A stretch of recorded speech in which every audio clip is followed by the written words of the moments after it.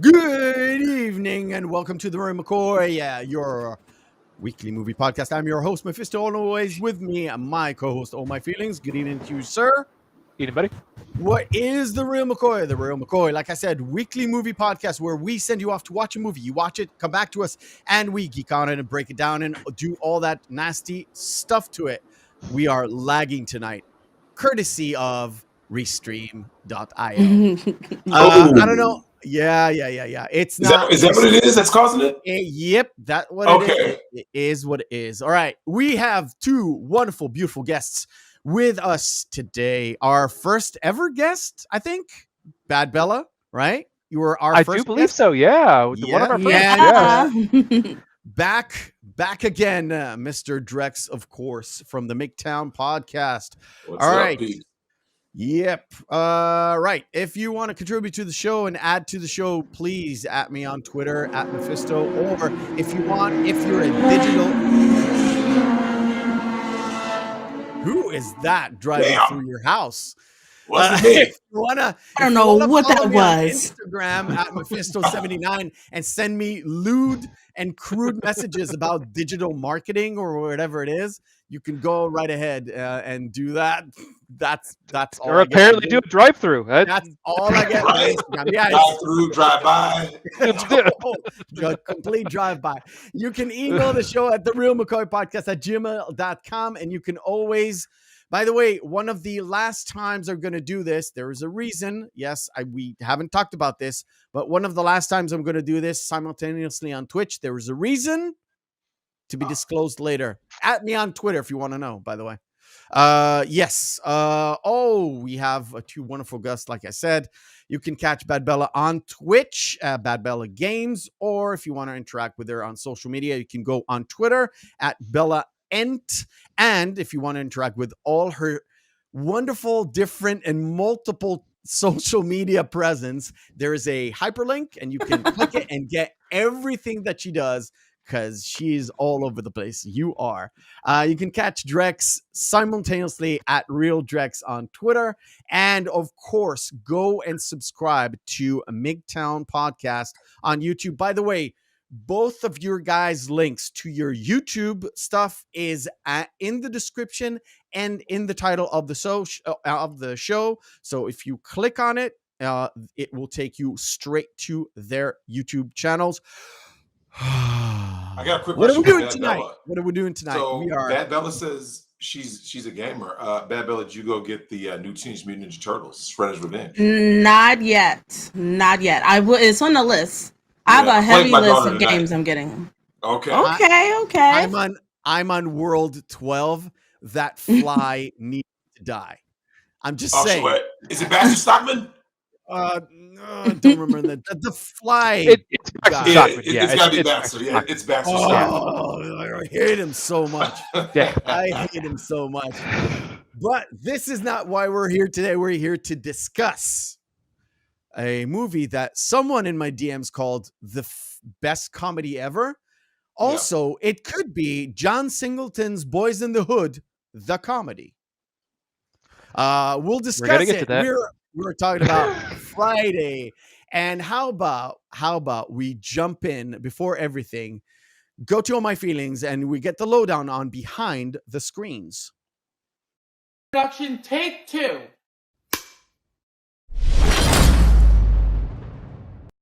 Everything behind the scenes, the production, the everything. All My Feelings, take it away. Okay, what's really funny is that Ice Cube and DJ Pooh decided to write the film as an accompaniment to Boys in the Hood and colors to show the lighter side of the hood, essentially. And it was John Singleton who actually convinced Ice Cube to move forward with trying to get it produced. That's the only thing I know. That's why I mentioned it. Yes. That's the only thing I know. And according to Ice Cube, a lot of the little side stories are actually based off of people that he knew growing up. Smokey was based off of DJ Pooh when he was actually selling weed back in the day. By the way, also, nice. Yeah. Love the name. Yeah. I And also, love that name. Ice Cube's cousin also got fired on his day off. Nice. Wait, hold on. Okay. Was he stealing boxes though? No, and actually, we're going to get to that. That's the real question. We're going to get to that because that's a funny story in itself.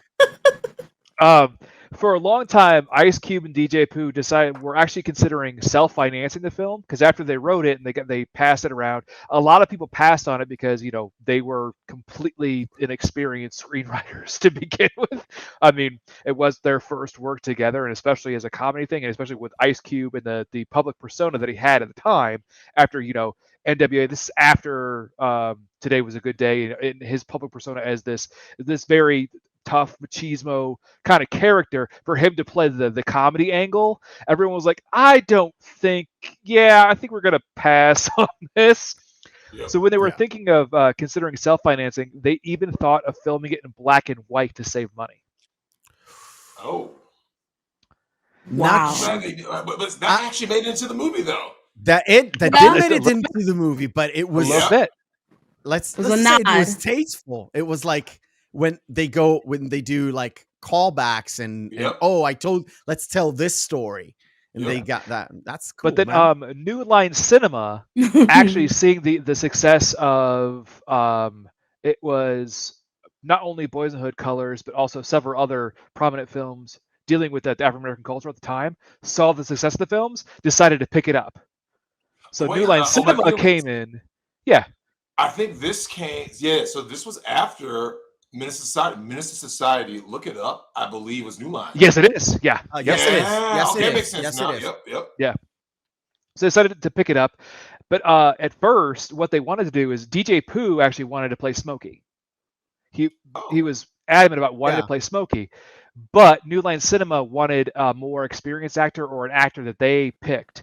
So they first reached out to Chris Rock and Tommy Davidson to play Smokey. No Tommy Davidson. Chris Rock, that would have been interesting.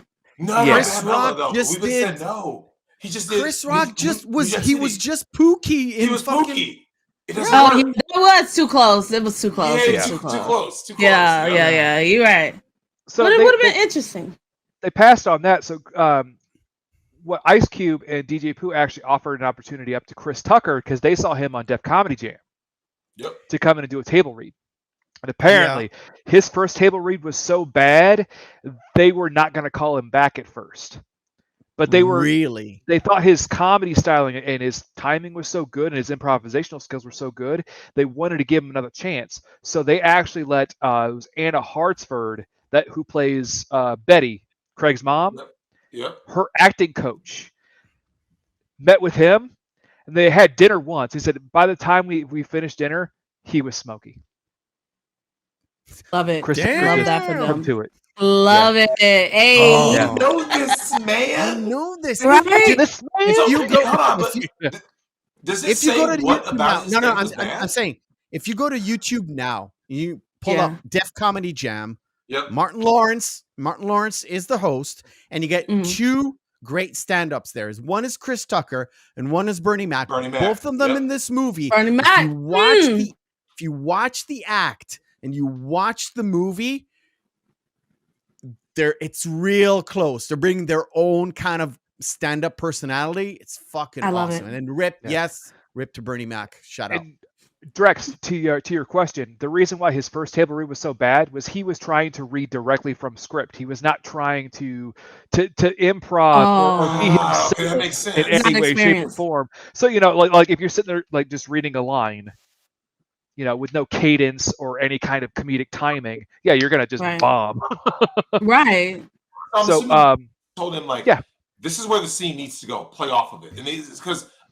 Okay, do you guys remember Scorsese talked about Goodfellas and how that was basically all improv? It was like, Scorsese said, here's A, this is where we start the scene, this is where the scene has to end. You guys make it work. And that's why, if you notice, the language flowed in that movie. Yep. Right. Yep. We talked about it. Makes sense. About it when we did that podcast. Yep. I love it. Okay. Moving on from there, Ice Cube was actually able to pick the director. Oh. Okay. How did F. That's a lot of power. Got in the picture? Because he had worked with him on many other side productions before. Was he? Was he one of those videos? Yeah. Yep. I was going to say. Yeah. You got it. Because a lot of directors kind of did the same transition where they did a lot of stuff for MTV for different people. The guy who did Madonna stuff went off to do something. Another big one is Mick G. Mick G did. Yeah. We don't speak about him after was it Terminator? We don't talk about. We don't talk about him. We don't talk about that. Yeah, but to that original point too, Gray was actually again very apprehensive to say the least. He was as quoted as saying, "I was scared as shit to make this movie because it was supposed to be a comedy starring Ice Cube." Because Ice Cube had the persona at the time, so it's like, is he going to be a believable comedy actor? And he was trying to get his foot in the door as a director at the time. F. Gary Gray was. He's trying to get out of music videos and in to do it like directing major Hollywood films. So this is like his first big break, and his first big break is a big kind of questionable leap off the jump. So, Yep. I think part of the issue was back when rappers were trying to do TV and movies, they didn't have a lot of respect in that field. Even Will Smith had a huge problem at that point too, because they were just like, we don't want this goofy dude. He has no experience in acting. Like, no. Like, so that took a long time just to get produced as well. But yeah, I mean, he's a serious guy. Maybe they were so used to typecasting. I mean, for goodness sake, the same guy was in several movies with a shotgun and like, what was that? Was it Menace to Society?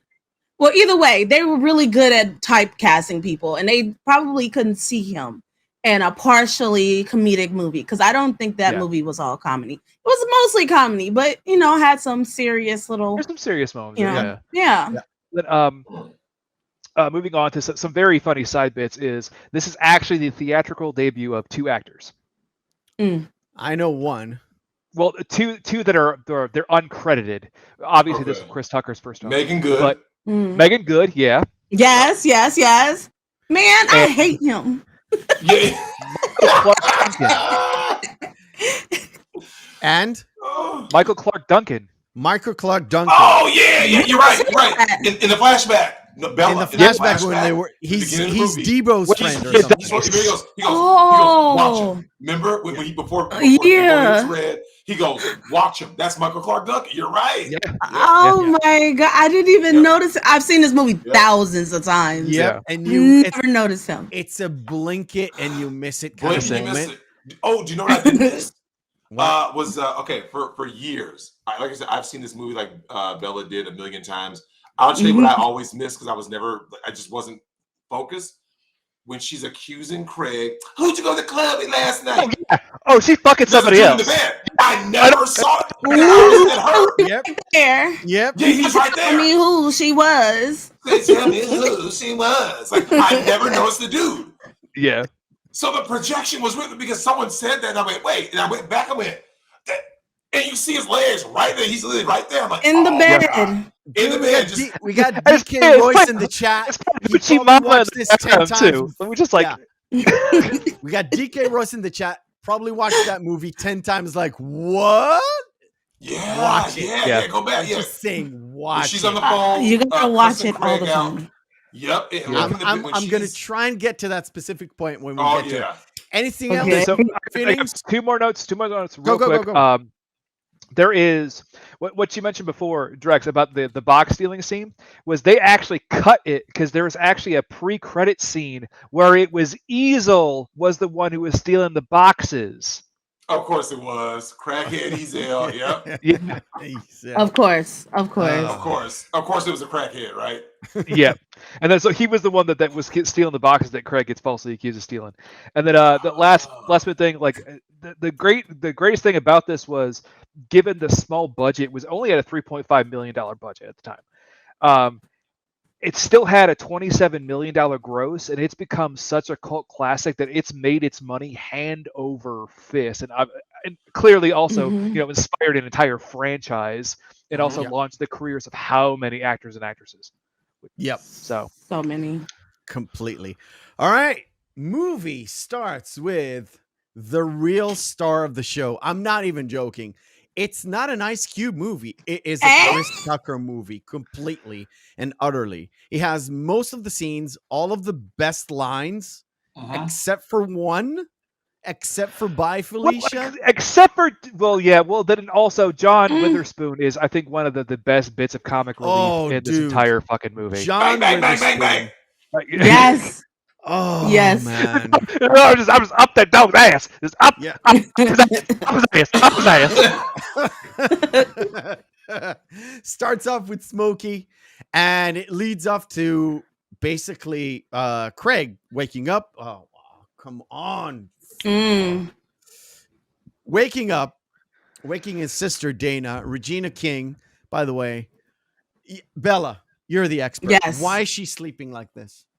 I mean, she know doesn't want to mess up her hair. She doesn't want to mess up her. She just got it done, and she didn't leave out. And bonnets wasn't a thing then for real. So my cousin used to do that too. She would sleep and prop up stuff around her neck so that her hair wouldn't get messed up. Yep. I'm just thinking about like she went to her mom's like, "Can I have some glue?" And it's like, "Oh shit, yeah." Yes. My track slipped out. You need my track slipped out. You need a job. You need a job. Well, I was going to say from the jump though, the one thing where they had the Jehovah's Witnesses banging on the door. I was going to mention references to other films that came later that parody this. Orgasmo parodies this except for it's the Mormons banging on the little genteel white lady's door. And you know how the Jehovah's was like, "Oh well, fuck you, motherfucker," as they're walking away. Yeah. No, the little white lady in Orgasmo says, "Well, you take that righteous book a moment and shove it so far up your asses that you choke. You soul-soliciting pig fuckers." Man. Dude, we're doing Orgasmo on August. Oh my fucking god! This is the first parody that Matt Stone and Trey Parker borrowed from Friday, and Trey Parker even flat out said, "Like, no, we got this reference from this movie. We wanted to have this kind of interpretation here, just with the spin with Mormons instead of the Jehovah's Witnesses." Nice. So, Right. So Craig comes in, takes a whole huge bowl of cereal, sits down, and I mean, couldn't you lift the fucking carton of milk and realize there's nothing in it? Puts him in there, nothing there. Okay, time to throw it. Every time you're in the kitchen, I'm in the kitchen. Every time. And man, I love this guy so much. The mannerisms with the teeth and the fucking fingers all the time. Yeah, he does that throughout the movie. And who in the morning wakes up eating grapes? Yeah. He is the most from everything else. He is the most real person in that entire fucking movie. Right? Yeah, he and his mom. Yeah, because they're like because his mom basically just like she's like the warmth, right? She's like the warm character. Right. His dad is the like you can see why his parents are together. You know what I'm saying? Because like when later in the movie she says, "Oh Lord, let me go see what's going on with this crazy man." She knows he's crazy. Right. You know, like she knows he's crazy, but she's like, she loves him anyway. You know what I mean? Like, Yep. I love what is it with we don't have milk for cereal, just put some water in it, and it's like use water on it. Oh, I've done it. Don't do it. I've never done that. I never will. No. No. I did with Raisin Bran as a kid. Horrible decision. No. Horrible. No. Oh, and also, I don't know if you noticed too, by the way, the fact that they couldn't get the licensing to use the actual Captain Crunch box, so it's just called Crunchies. Crunchies. Yeah. It still has the Captain Crunch Captain on the box, so it's like it makes sense though. Yep. It makes sense because a lot of people was buying off brands, and so like it's literally Captain Crunch. You can see it right there. Crunch, though. Like Crunchies. Yeah. I love the fact when Craig comes back in from like throwing out the trash or putting out the trash, not throwing it. It's like, what are you making? It's like, bacon, pork, leftovers, everything. Oh yeah. It's like, no, I'm making it for me. Yep. My need aunt. a job. Go get a job. The one conversation with with John Witherspoon, Willie in the bathroom, and Craig in the bathroom, where again it's showing that slapstick comedic timing that John Witherspoon has. Mm-hmm. It always what been I known love for about his this entire career. So remember feelings. I told you I watched this with my wife.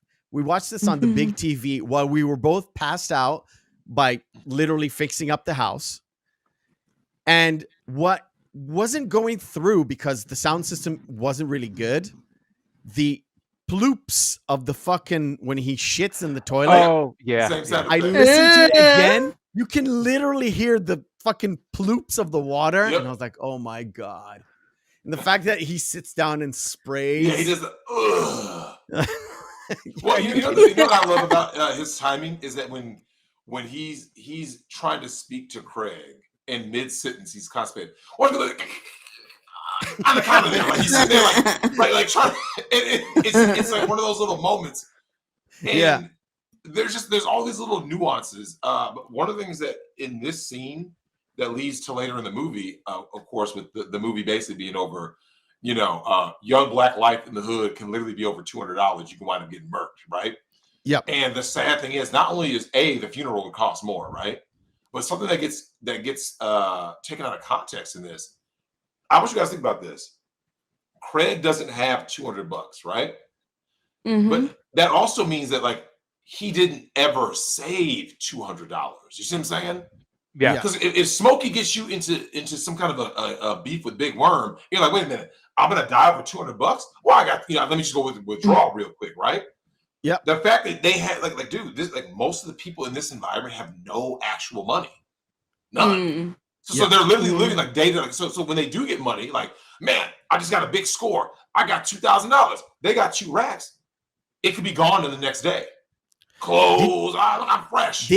Did you notice also something that I kind of noticed it only on my 3rd viewing this week?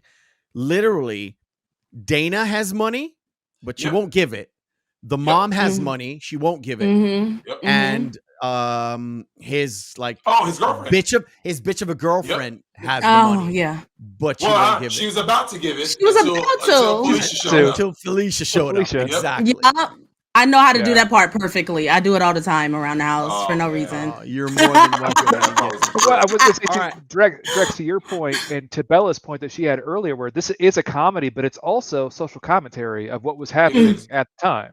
So yeah, that's why like this is a good film where that's why I think this film really stands the test of time, because it's not only a time capsule of the early 90s and as it stands as a juxtaposition of, you know, Boys in the Hood and Colors, but it also, while being a comedy, it still shows that, hey, we're having fun here, but there's still fucking problems. Yep. Oh yeah.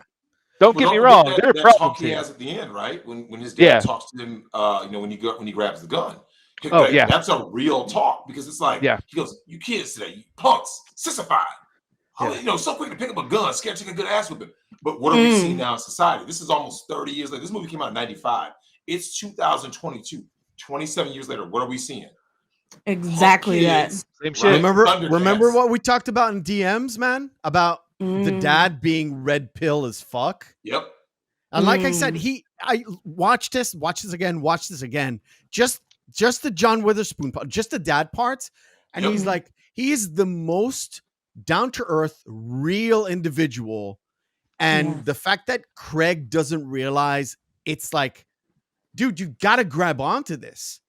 And the fact that in this scene where she sits down next to the mom and the mom is like, the dad has game. And Craig is like, what game? What the fuck are you talking about? The mom knows, man. Right. The mom knows exactly what's going on. That's why she's staying with the dad. Even though what he says about his uncle, crazy though, and all that. He says it, right? Uncle later, He goes, your uncle picked up a gun too, you know. And what do you say? I think he's 19 years old, right? It happens that quick.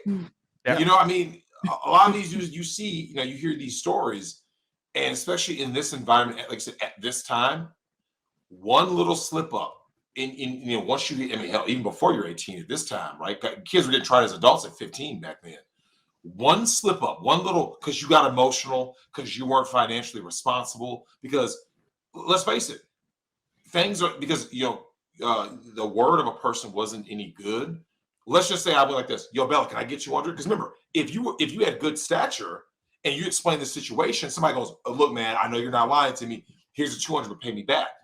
Do you remember how his sister reacted to him, right? Like you said, Dana, when he's like, oh, yo, look, you know, Dana, hey, you know, Big Worm said, you know, if we don't pay the money, he's gonna kill us. She's gonna give me the money or not? Nah, and she laughed at him. And she leaves the room. And she leaves the room. Like, it's easy to overlook these things, thinking like, oh, remember though, once the gunshots went off, they kind of realized, like, oh shit, like it's real. Like, yeah, this is real. Yeah, he's not just saying that. Oh god, that introduction. That's because that introduction. Yes, is so break good. yourself, fool. Break yourself, fool. You know, though, this is his real introduction, though. The clip that you saw earlier that had the captions, that is from the director's cut version. In the original version, the theatrical release, this is Chris Tucker's actual introduction. This is his first. Yeah, this is his first line, and I know I have the director's cut because it's gorgeous. It's so good. Yeah, I can't watch it, though. Gives you just that little tiny extra bits that you didn't think you wanted, but it's so worth it. I always thought it was worse. I thought, because I think some of the best comedic scenes run on too long in the director's cut. I think that especially the scene where obviously when Smokey and Craig are on the porch and it's just Smokey smoking, and he's like, well, he's got 2 joints, now he's got 3 joints in his mouth. It's like, he's breaking out fucking MJ moves, and it's like, come on, we get the bit. I mean, you can move on. Even the part with his dad at the beginning when he starts talking about the food he's ate up. That was long. It goes on the menu of like every single soul food you can think of. In the director's cut, in the theatrical cut, everything in the theatrical cut is perfect because it's 90 minutes. Yeah. You'd be amazed what adding like 4 minutes to a movie can do to a comedy or to a horror movie, right? Whereas in an action movie or a suspense movie, 4 minutes isn't that big of a deal. But like, one of the things that is funny about this though is that once Smokey enters the movie, right?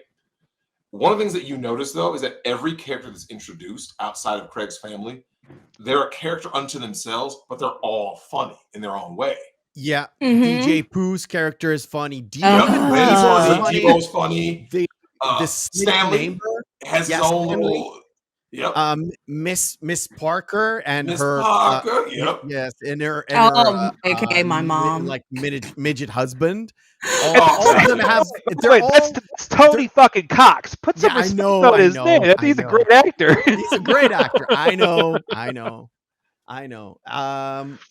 We get introduced once Craig and Smokey kind of meet. We kind of get introduced to the neighborhood, right? So first we get Big Worm coming in, Smokey and Big Worm doing this. Faison Love, Rip. Yeah, I love him. Every time he's in a scene in the movie, he is super annoyed, but he's always funny. Right. When he comes in with the like, it's not an ice cream truck, but it is an ice cream truck with like it's with a hood rims, ice cream truck with fucking rims. I was like, what the fuck is going on? Well, which is funny because you know what though? That's actually accurate. Is that dope dealers, just like Al Capone, have regular jobs they moonlight as. yeah. A lot of people don't know that. They think that like dope dealers are just like walking around all day as dope. No. They always have a legitimate job. Like I said, Al Capone was a shoe salesman, right? You see what I'm saying? Right. So a lot of these guys like, oh, I work at the butcher shop. Or you remember in the movie American Gangster, remember he said all of them have like legitimate shops, right? This guy runs a car shop. This guy's a dry cleaners. So a lot of these dudes have regular jobs.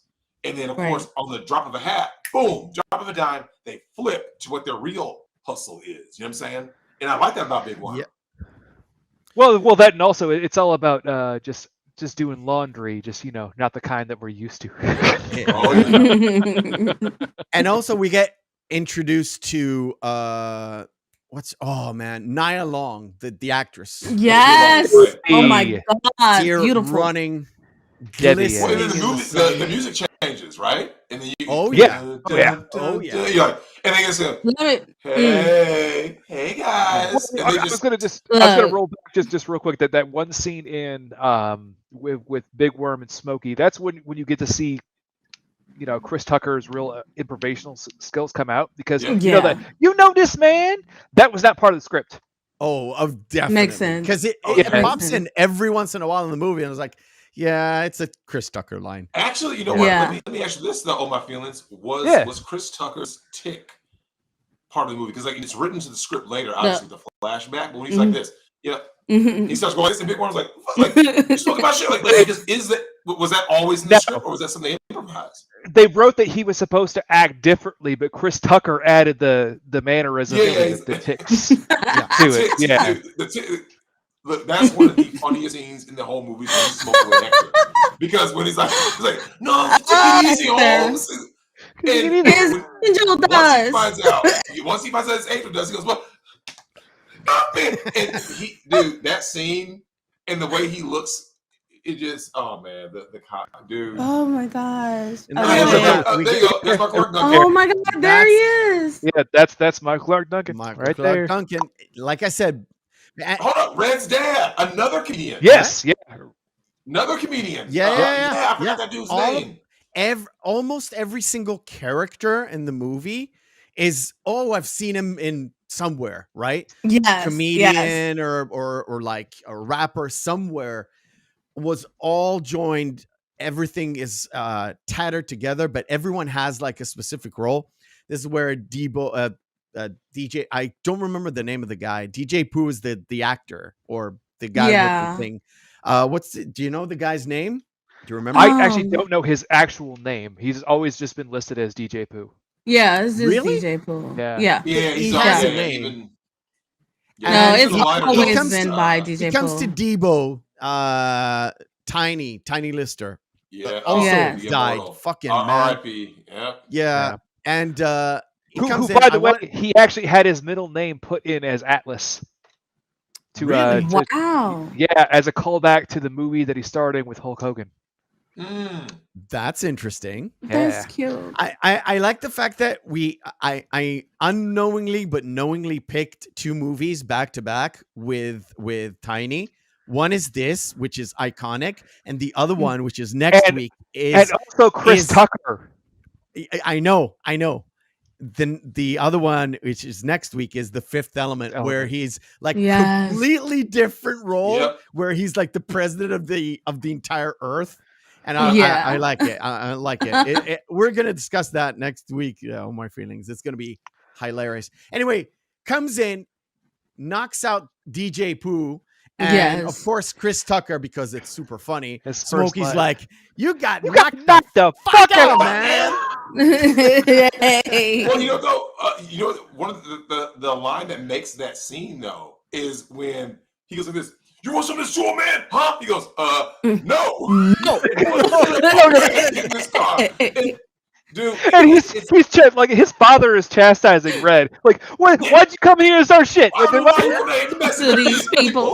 Like, it's Right. so ridiculously hilarious because like it's like you can literally see it unfold in your head. Like I said, if you've been in any of these environments, you can see it. You're like, yeah, man, dudes used to get knocked out, and like there'd be situations where it'd be like a dad or a brother or something like, and if they saw, they would feel out the situation like, oh, this is not a winning battle. Like, man, you better get up all you. Let's get the hell out of here. Like, so dudes get chased out.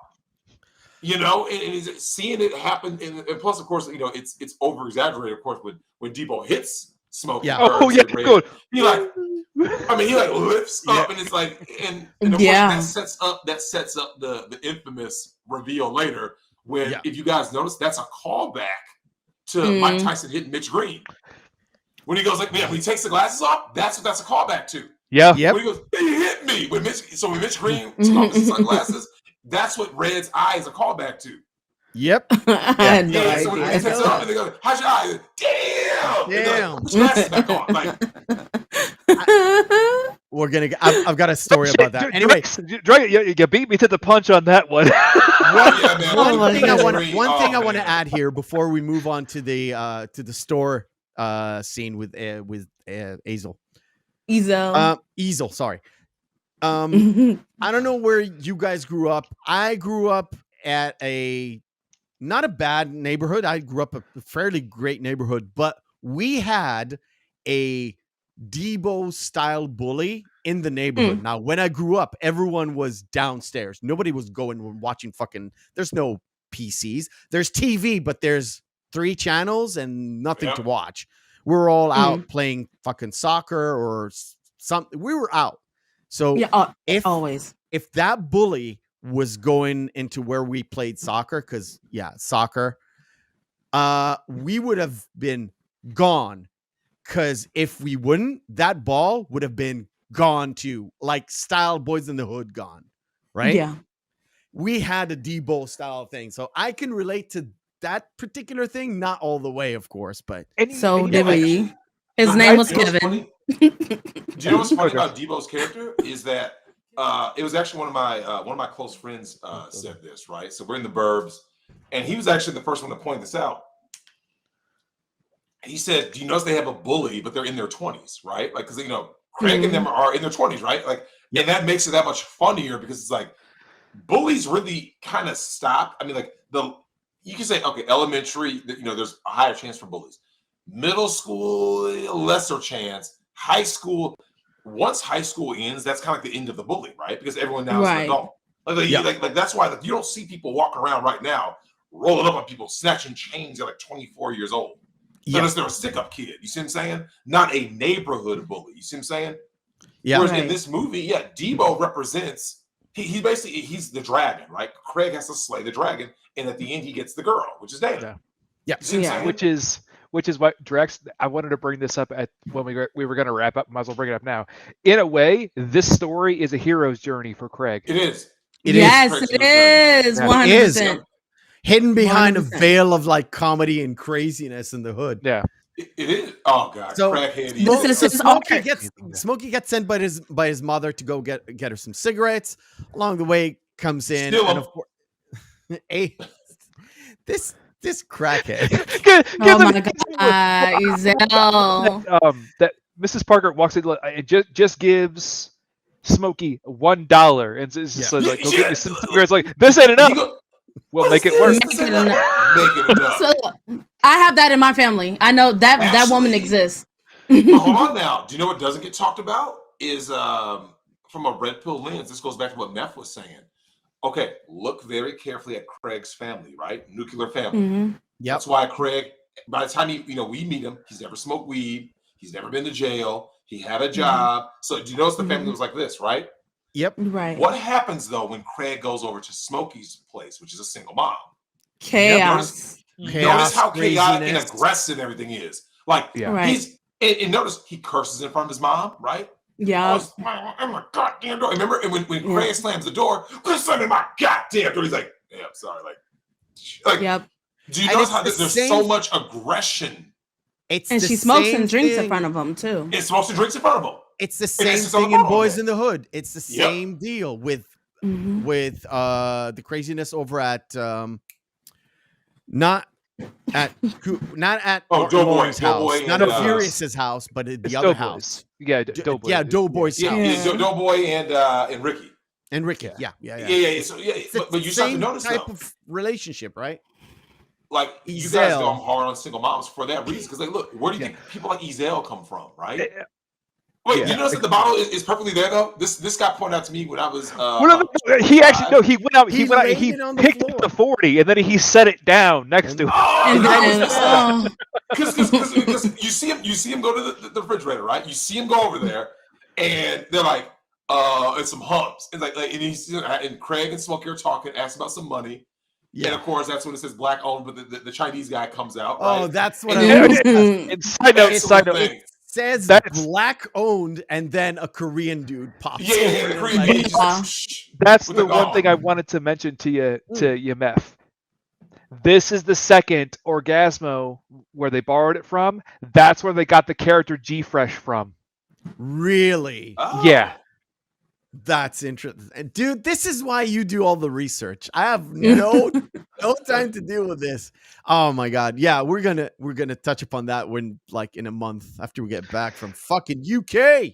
Yeah, go to the UK. That's gonna be fun. Oh. That's gonna be fun. Nice. Yeah. Stay safe. Yeah.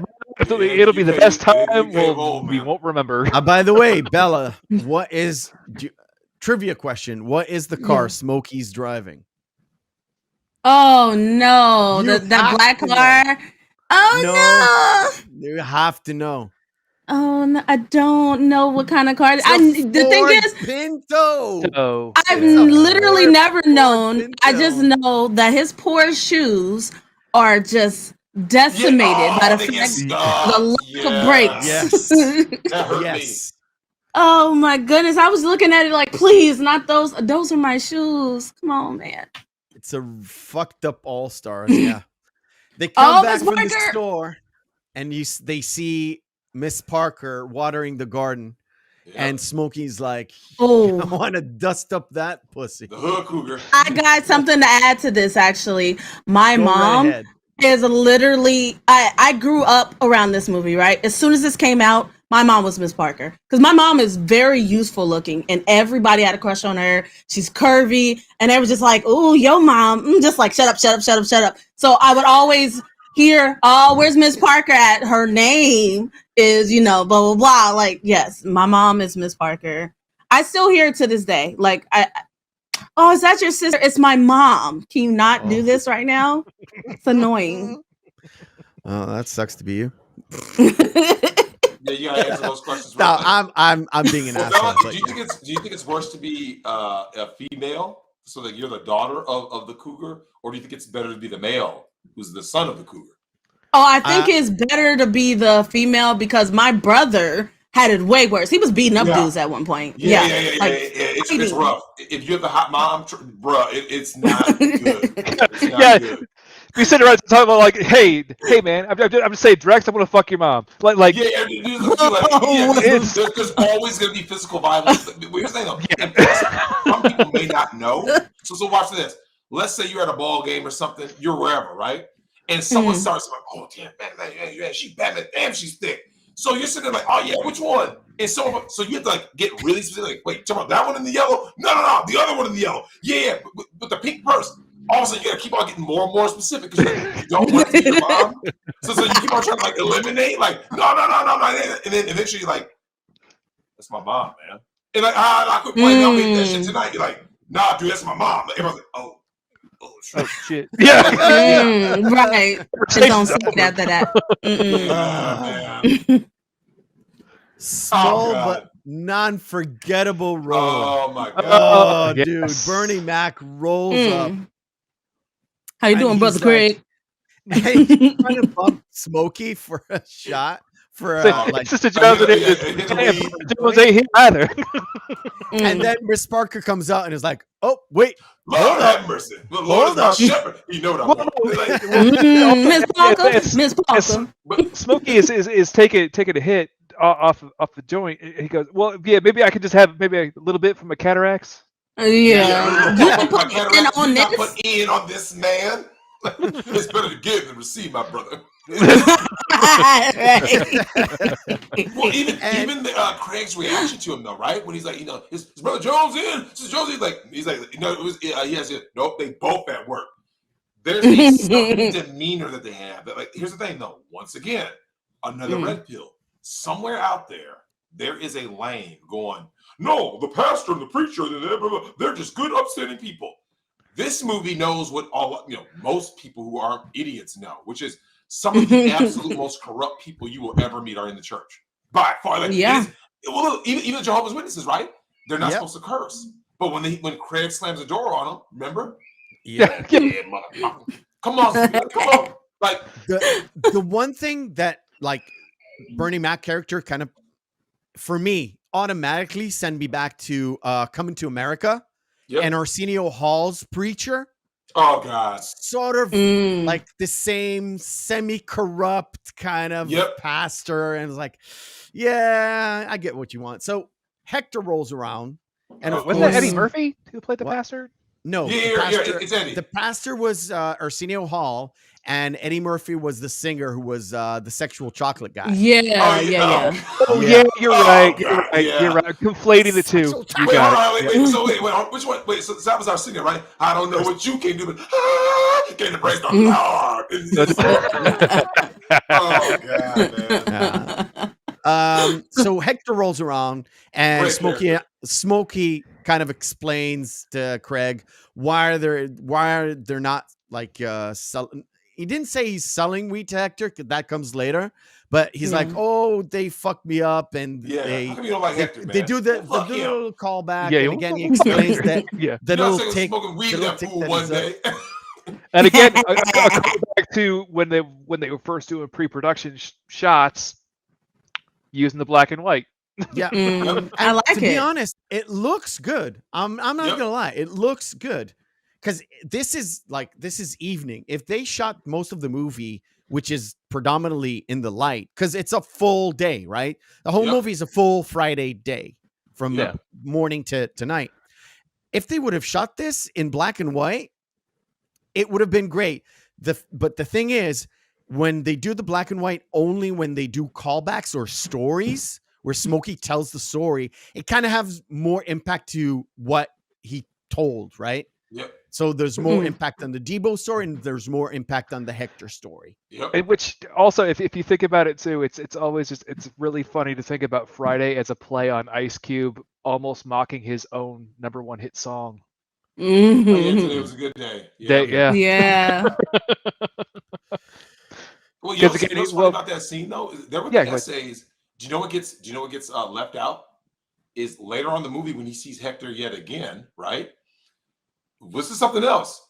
Because of the cultural differences, Smokey can speak Spanish. Yeah. A lot of that gets lost, because the rapper, The Game speaks Spanish, right? Like if you are in South LA, South Central, you can wind up meeting dudes who are bilingual, hood dudes, and you're like, what the hell, like. And he'll say that, because and how does he know Spanish? Maybe he dated a Latina. Maybe he was selling weed with the essays, right? Like there's some in his past. That's how he became bilingual. You're like, oh. It's almost as though this is how the cultural melting pot was supposed to work, Drex. Yes. Imagine that. All right, we were having so much fun. Somebody forgot to press the pause button, and I'll do that right now with a little segment we call Missing Marquee.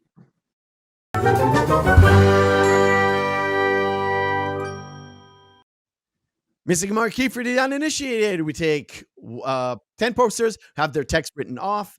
We display them and we let our guests guess which movie this is. This one is a special one.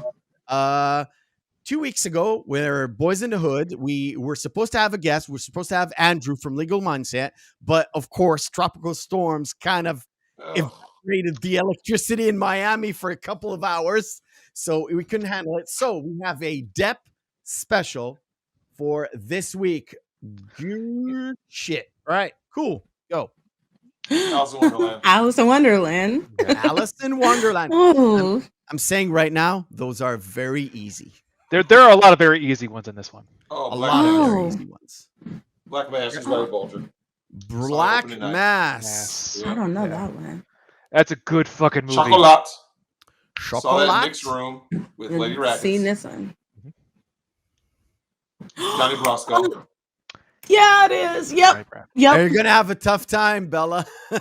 I said we talked about Yeah, yeah. Oh, that. Gosh, that spinoff. Yeah, you gotta get the Harry Movie. Potter movie right. The Yeah, Grindelwald. yeah. Gosh, yeah. Something. something. It's like a remember it long title. I didn't Something even with watch it in the Grindelwald. series. Yeah, 'cause I don't watch Harry Potter, Yeah. but I'm aware of what it is.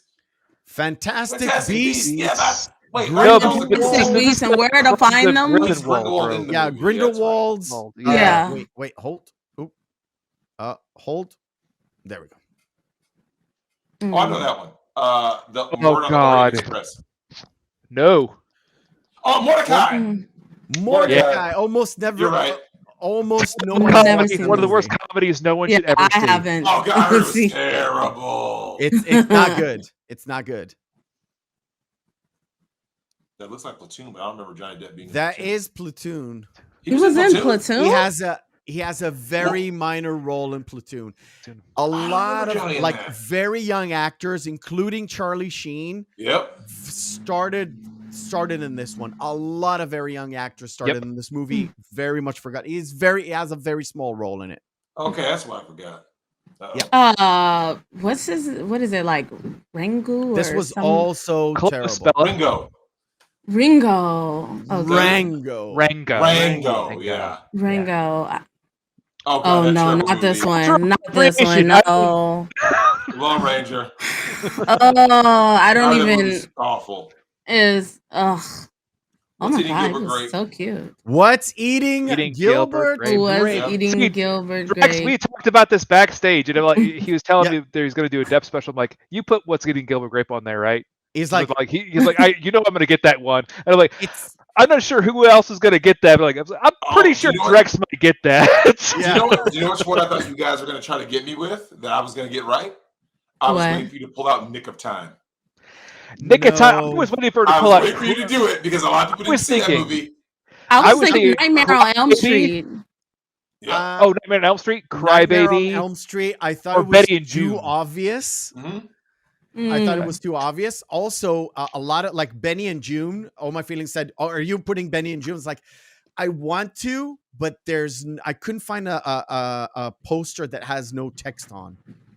So I want to bring on a lot of movies that I really can't because I cannot find a no text one, which is Yeah. a I was shame, really but surprised you couldn't find a no text Crybaby one though, Right? couldn't do it. which is actually Couldn't- really funny because he actually just put the bike The from bike. Crybaby up for auction. $250,000. I $250,000, man. I That's did a crazy. short version, a real short version on the channel for Crybaby. It was a shame to hack and slash that movie. It's such a Oh. shame, but I can only fit in 60 seconds. Yeah. And a lot of it is Yeah. a lot like music and stuff. It's just, Mhm. it's hard. I'm assuming you would get John that same thing with like Waters American stuff, you know? Graffiti. You know, some movies, Oh, yeah, it's hard yeah. to, it's hard because like, whether what's playing in the background can be tough. A lot of the stuff I try is some of it is cut in a specific way I'm trying to like fit in a full movie in 60 seconds and Mhm. tell you the whole story of the movie. Sometimes it's really, really hard because either there's music at the background or the line that you think is like, oh, it's like the most famous line ever. The line is like 10, 15 seconds long. It's like, oh, I can't. Well, I wish you could do that. Wait, let me ask you this. First of all, what's the hardest movie thus far to fit into 60 seconds? I was thinking like if you try that on like something like Interstellar, right? Mm. Not easy. No, right? I can do with Interstellar. I would think Titanic. Annihilation would be difficult. Interstellar is easy because you have a lot of waiting time between moments. That's true. Yeah, a lot of waiting time between moments. The movie's like 3.5 hours long. I can do it. It's a challenge. I did Die Hard 2 this week. It was awesome. Nick loves that movie. I love that movie too. And he loves Predator 2. I'm just like, I love Die Hard Vengeance as well. I love it more than 2, but I've watched 2 this week. I fucking love it. I love it so much. Die Hard 2 is, I'm sorry, man. It's not. Die Hard 2 has Sipowicz in it, dude. I know. Deep down, you know the Parker is just so much better. Jeremy Irons, Samuel Jackson. I love it. Like, I appreciate Vengeance more because it has a lot of, like, first of all, everything with Samuel L. Jackson is fucking awesome between just the two of them because they're like two different characters from two different places. And you get the riddles, which kind of you're involved in the journey of those two throughout the movie. For me, the ending is a bit of a letdown, but you think so? A little bit of a letdown. I thought it was fantastic the way that the twist in Vengeance was the fact that it was all just one great big scheme to pilfer all the gold.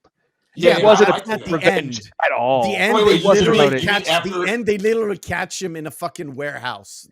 Yeah. But do you know why I like that? I like that because think about it though. If you're a guy who believes that you won, you celebrate with your soldiers, right? Hey, we did it, right? We pulled up the heist.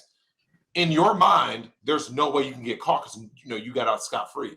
His only mistake in the whole movie was that pill bottle, right? That's it. That was the only mistake he made in the entire movie was he threw the pill bottle. Because remember, it's a mistake that like anyone could make, right? Just like, you're not going to win anyway. You're going to die on this ship. Throw the pill bottle at him, whatever, right? And keep moving. Yeah. So that would make sense. By the way, we're 30 minutes into this movie. We're an hour into this podcast. It's hard. It's Friday. It's It's gonna pick up a clip, but so.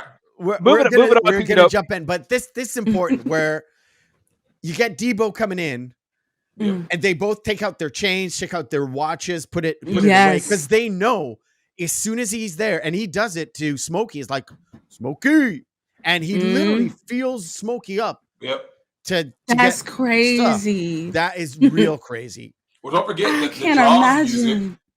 Yes, approaches right. That's like if Debo just shows up, right, it doesn't work. If Debo is like because remember the first time that we saw Debo was in the flashback, right? Yeah. But in our mind, that was just a flashback, right? We don't really know him. We saw him, basically strong arm red. We're like, okay, so Debo is a threat. But once we see him again now, and like you said, the way he literally grabs their pockets, right? He grabs like, oh damn, this is a natural. And then of course. When he says, Samuel left has been open, man. Come on, Smoke, let's go in. One of the things about this scene that this also shows you, this is another slice of life, is that your neighbors are the ones robbing you. People in your own community. Oh, yeah. In your own community. People are the ones robbing you. Wait, for me though. Go ahead. For me though, it was his first line when he came in. He was like, "What's up, y'all? What's up, Brett? Thanks for the bike." And I'm just like, that was foul. That was foul. That's the second time he looks down. Remember that? He looks away, like in shame. It's like, oh, like that's cold blooded, man. Yeah, but the first time he comes up and he goes like, what? You two are well to do. You tell him you got nothing. Yeah, y'all some high rolls. Right? Some high rolls. Yeah. Right. No, but Meppy, that line there, I laughed out loud the 3 times I did just rewatch this week. when Craig in his narration goes, for some reason, I don't think Smokey wanted to go in there.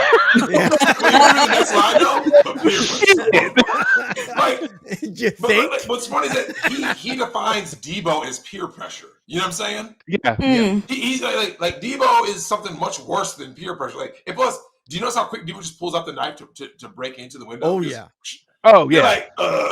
And he has a shank on hand. Did you notice before he pulls out the knife, before they even go to Stanley's window, Debo's like, "Oh, I saw Stanley's window open. Let's go." That's how he immediately. I was like, I mean, Debo is a true predator. Like, if you notice, like, because he's not doing nothing all day other than what? Robbing people. Taking people. Like, he's a career criminal. Like, literally. Yeah. And Craig sits there and he sees, I flashed it up a little bit. It's really hard to catch it. It's a really short scene where Craig is sitting there outside after he went to pick up the phone. He goes outside and he sees it was Tony Cox's character, Mr. Parker. Mr. Parker to the house and literally scares off the preacher. Pastor. Yeah. And of course, Stanley comes back in, and you hear ruckus and like breaking glass and everything. And when Debo and Smokey come out, they were like, "Oh, he was afraid to do anything. We didn't get anything." It's like all you hear is fucking ruckus. Well, Stanley except for $200. I mean, like, right? That $200, right? Debo goes, "Oh, you mean $200?" Stanley goes in, goes out, right? Like, fellas, I told you, not on the grass. Would you please trash your house or something? Stay off my freaking glass, please. Stay off my freaking glass, please. Thank you. Yeah, but then across the street, you know, you got the pastor running out. Yeah, I'm gonna skip that. Yeah, I see the pastor running out. And later on, the Mr. Parker throws everything on the fucking lawn, and Ezel comes in and picks it up. Oh, it's so foul, man. Ezel's so foul. He's such a creep. But I like it that literally you see it on the subtitles. You don't need, if you ever heard Cypress Hill, you do not need to be told this is Rolling Up, Light It Up. No fucking way. You know this fucking song, right? So Craig shows that he doesn't know how to smoke, and Smokey's like, "Oh, yo, puff, puff, go." I mean, what are you? You're holding up the line. What line? There's two people there. Anyway, I love that. The funny thing too is Tucker's delivery on how he rolls a joint is the most just exaggerated thing. So anyone who's actually smoked pot before is just like, okay, it's funny because he just. It's the same kind of. It's the same kind of dealing with the mouth thing that the dad has with the John Witherspoon has, right? Yeah, but just a little bit different. So Felicia comes by. Oh, why does it skip it? Felicia comes by. I can't, Felicia. And she wants to borrow Smokey's car for some reason. And when that doesn't work, she goes to Craig. It's like, Craig, say, bye, Felicia. That is the most recognized sentence in the entire movie. It's side note, there's a line by Ice Cube right before that while he's smoking weed. It's very, very fucking funny. Because he goes, I thought you said this was Indo. This smells like Aldo. Yeah. There was some the amount of lines, man, just the interplay. One of the things that's funny about Felicia is that, you know, we talk about character entrances. Hers is actually underrated. Because remember, there's kids running in the background laughing, and Felicia is like dangly walking, and she's like, I remember she's like coughing on them as she approaches. They're like, oh, like damn, damn. But it goes to show, because you immediately know though that, you remember the only time we had heard about Felicia's early in the movie, his mom mentions her, right? When she talks about Dane, she goes, I don't know what her sister is doing. So you know, we kind of, I think at that point we kind of know, like, oh, those two are related. Like, But notice how she's over here. She's nappy headed. She's looking all rough. And of course, Dana's all pristine looking. You see what I'm saying? Right.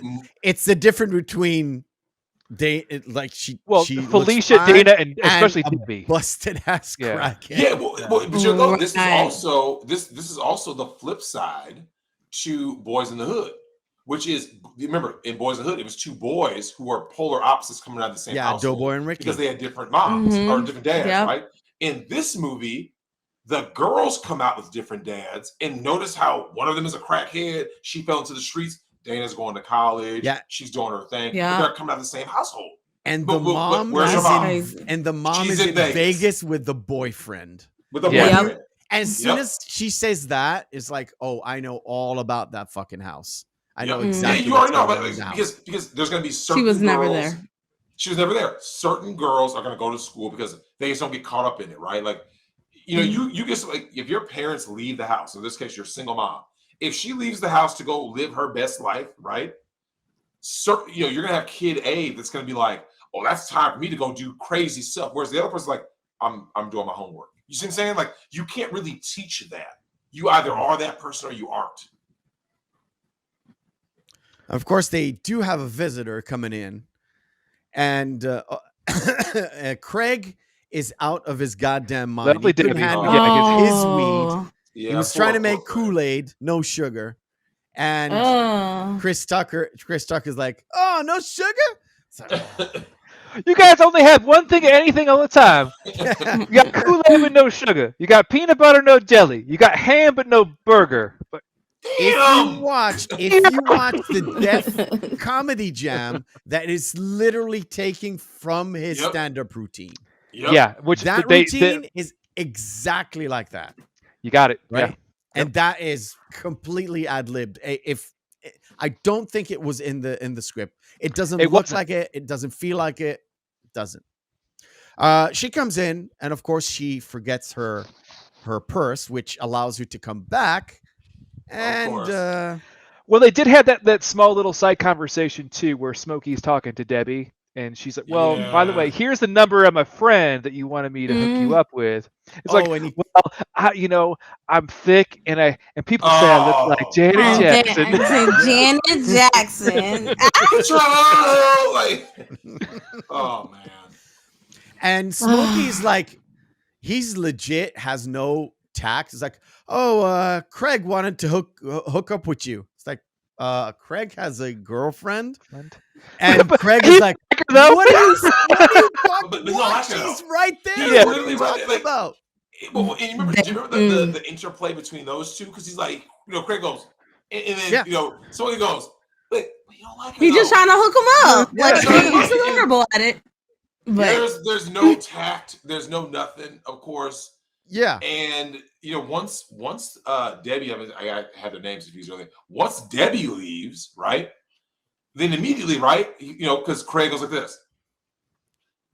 Hey, so then he immediately goes to, so what's up with you and that chicken head? Yeah. The reason why this is important, though, is that later in the movie, when we do see Smokey after he gets with our big girl, right? What's so important, Rita? What's so important about that scene though is that Smokey is trying to hook up with a girl when he has a hit on his head in the same night. You see what I'm saying? Yeah. Remember that it's in the same day. Big Worm said, "I'm going to kill you at 9:00," right? Right. And then what happens? In the same night, when they go, oh, who's that? There you go. Like that's where your head is at. Like, but you see, remember that goes back, Belle. I'm sure you remember when Craig says, "You're the only one out here in the streets all day playing." You see what I'm saying? Right. Smokey thinks everything is a game. And it's like, yo, man, remember what does Craig say? He ain't. You think he's playing about his money? He ain't playing. You start to see the mentality. Yeah, that's the mentality that you have when you don't have a dad in the house. Even though Craig is like supposed to be with Smokey, he's the much more down to earth. There's like he knows exactly what's going on in the hood. And as Big Worm rolls up and he's like, you would better off give me my money. And it's like, I'm just with my boy. It's like you and your boy. And at that moment, he like, inputted him for no fucking reason. he just put it on him. Why'd you implicate Craig in this? I mean, come on, he had nothing to do with this shit. Yeah. Well, actually, no, though. But Meth, do you know what also gets lost is after, remember, the camera cuts to Craig getting nervous seeing the way that Worm is interacting with Smokey, right? Yeah. The reason why that's so important, though, is that, do you remember once Smokey's playing games with Big Worm's money, but once he drives off, do you remember the look on his face? He goes like this. Hey man, what did he say? He gives me Craig wasn't. He didn't say nothing. Like nothing. Craig has this look on his face because he knows something happened, right? Yeah. And he's like, hey, what did he say? He goes, what did he say? Finally, Smokey comes clean, and that's where we get this line, right? I say, maybe we need to pay him. But he said, by 10 o'clock, bust having both eyes need to pay me. He crazy. We stick together. Yeah.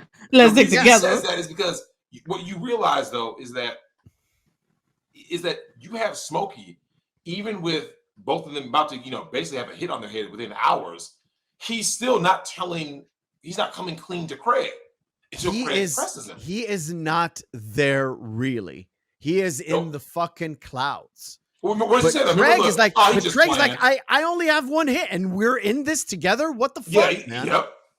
Right, a little piece of it. Yeah, his reaction of like, oh man, he ain't gonna do, man. He's just playing, and that's when Craig snaps on, right? Like, you think he's playing about his money? Because if you have a best friend who's just like, oh man, he's just playing, that fool ain't gonna do nothing. He's looking over, and then remember, what's the next line though? Red told me he smoked a fool for $50. Yeah, for $50. But you can get killed for 50. You know you can get killed for 200. Oh yeah, for sure. You start to realize. Oh God, the bad. I just wanted, we're talking about killing people. I just wanted to bring a little bit of levity. Well, that's what's so great about this too. Is again going back to Bella's point, where they have all of these serious moments that then right afterward, like when you're dropped off, you're elevated back up by another comedic moment with Chris Tucker like having to take his shit. Yeah. Yes. For all intents, he goes into his house. His mama's not there. He goes back to Craig's house. Who opens the door? If not fucking the dad, who returned home early because he got bit by a dog. Yeah. He's like, the dad is like, number one sandwich like that. You are a savage. His dad. Oh man, he is real savage. It's like, no, nobody shits in my house but me. Wait, which one? So he goes. Number two. Yeah. So he goes in the back of his house. Oh no, ew, that's the faces. Well, you know what's funny though? Meth. A lot of people forget this though. Ezel said he was going to come by and watch Smokey's car later. Yeah. And he says that early in the liquor store scene. Yeah. Let me wash your car for $2, right? Yeah, I'll wash your car for $2. And you think he's joking because he's a fucking crackhead, and know he's not serious. And literally he strolls by the fucking neighborhood. He sees Smokey there. Oh, Smokey! It's like, do you remember Smokey's face though? Because where the camera's positioned, right? We see Smokey from the side profile, right? So when Ezel's like, Smokey does a. He has that look that it's that panic of, and as he gets, hey, stay back there. I'm fixing something. He's like, get the hell out of here. the way he looks at it. Yeah, I'm fixing something, man. It looks like you've taken his shit. I love my buddy Saf knows this movie backwards and forwards. Yeah. Speedy corn.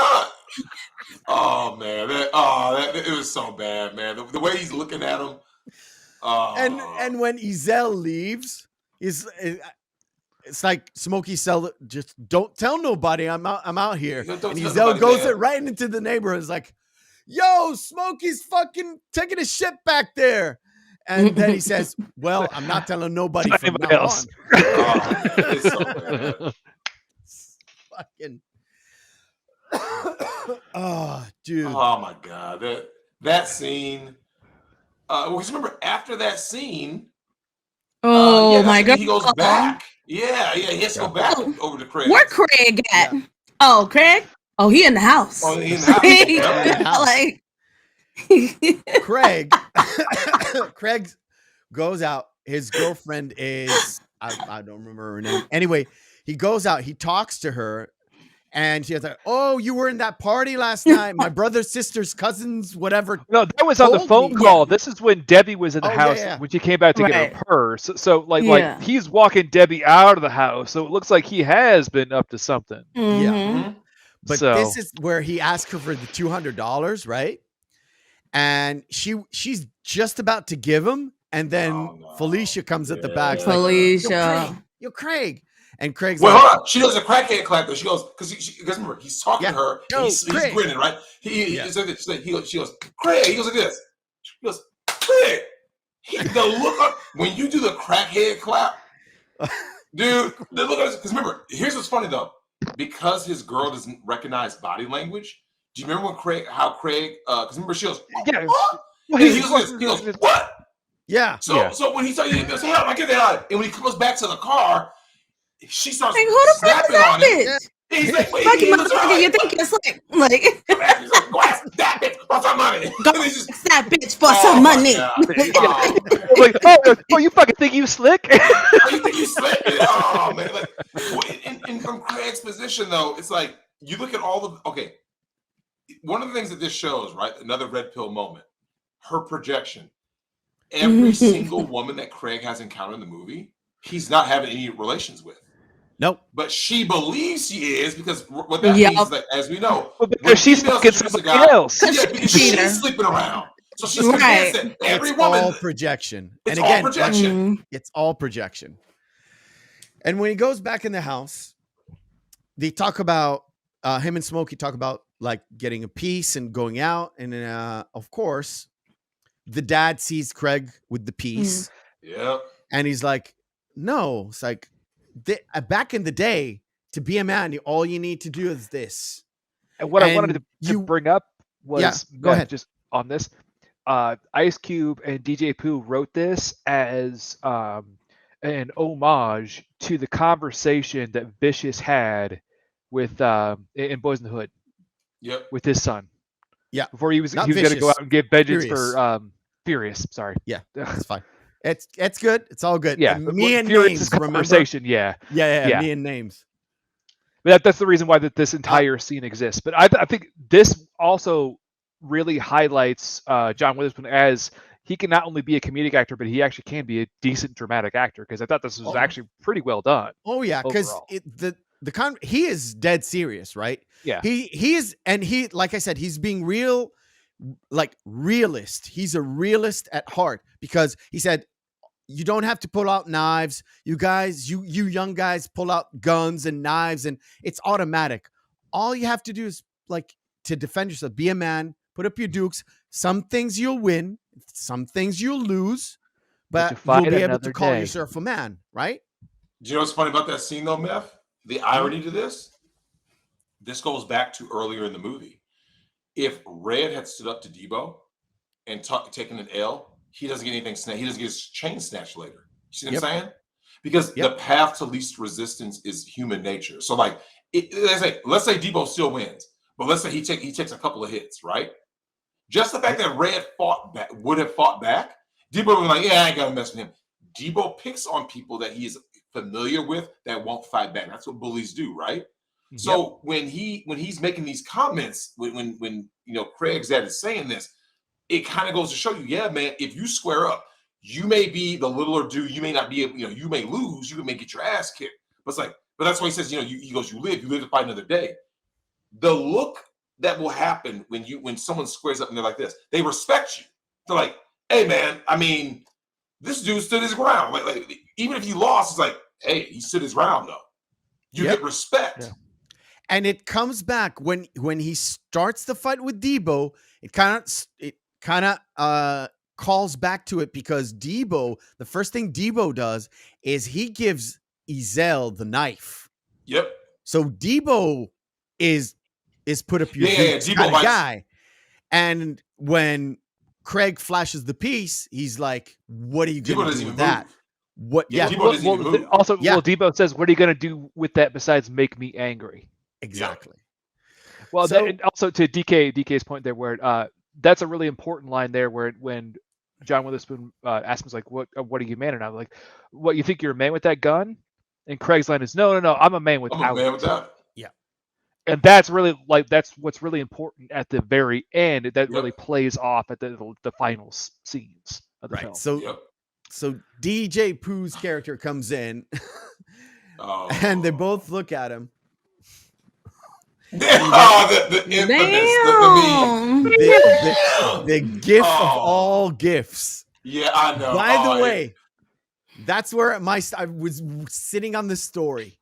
Both me and Mrs. Meth, a couple of weeks ago, watched this movie. She didn't like it because she is a bummer on all things comedic.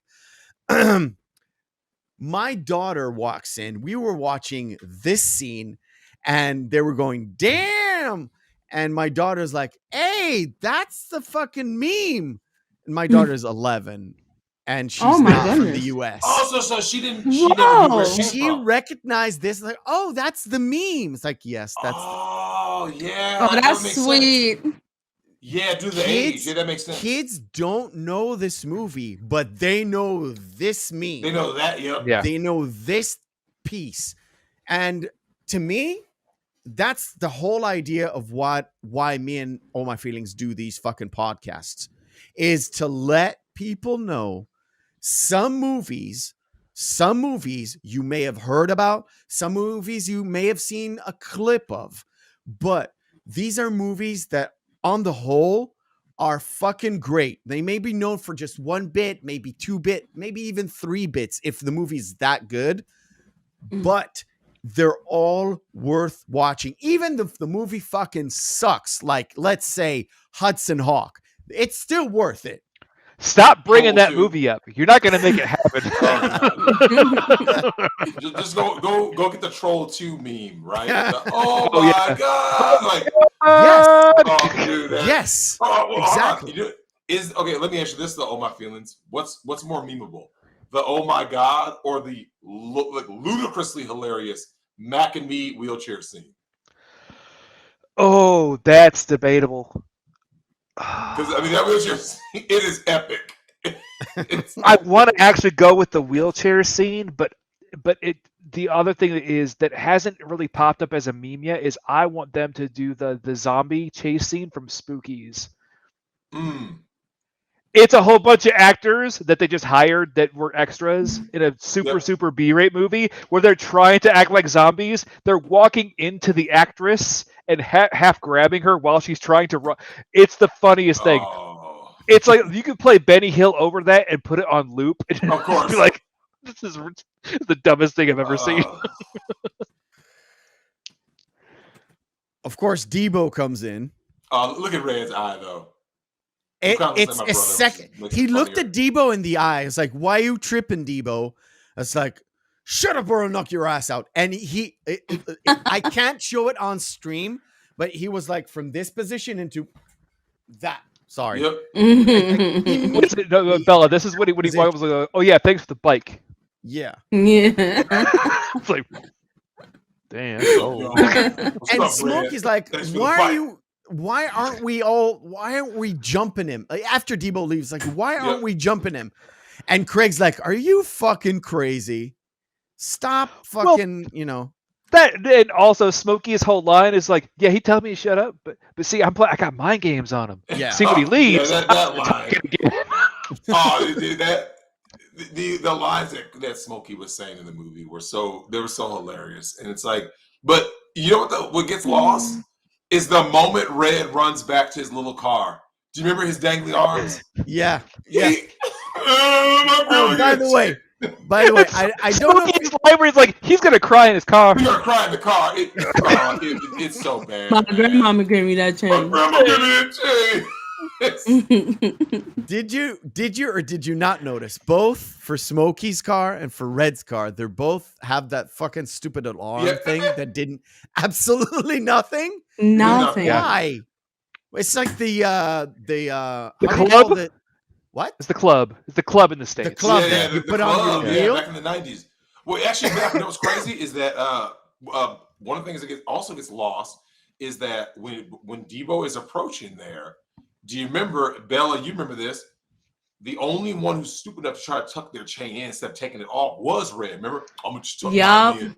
Yeah. Remember that? So that's how Debo, when he sees it, that's why he snatches it. He snatched it. He snatches it because he tucked it. He went like this, tucked it in. So also as he just go like this, and it's like wearing a wire, right?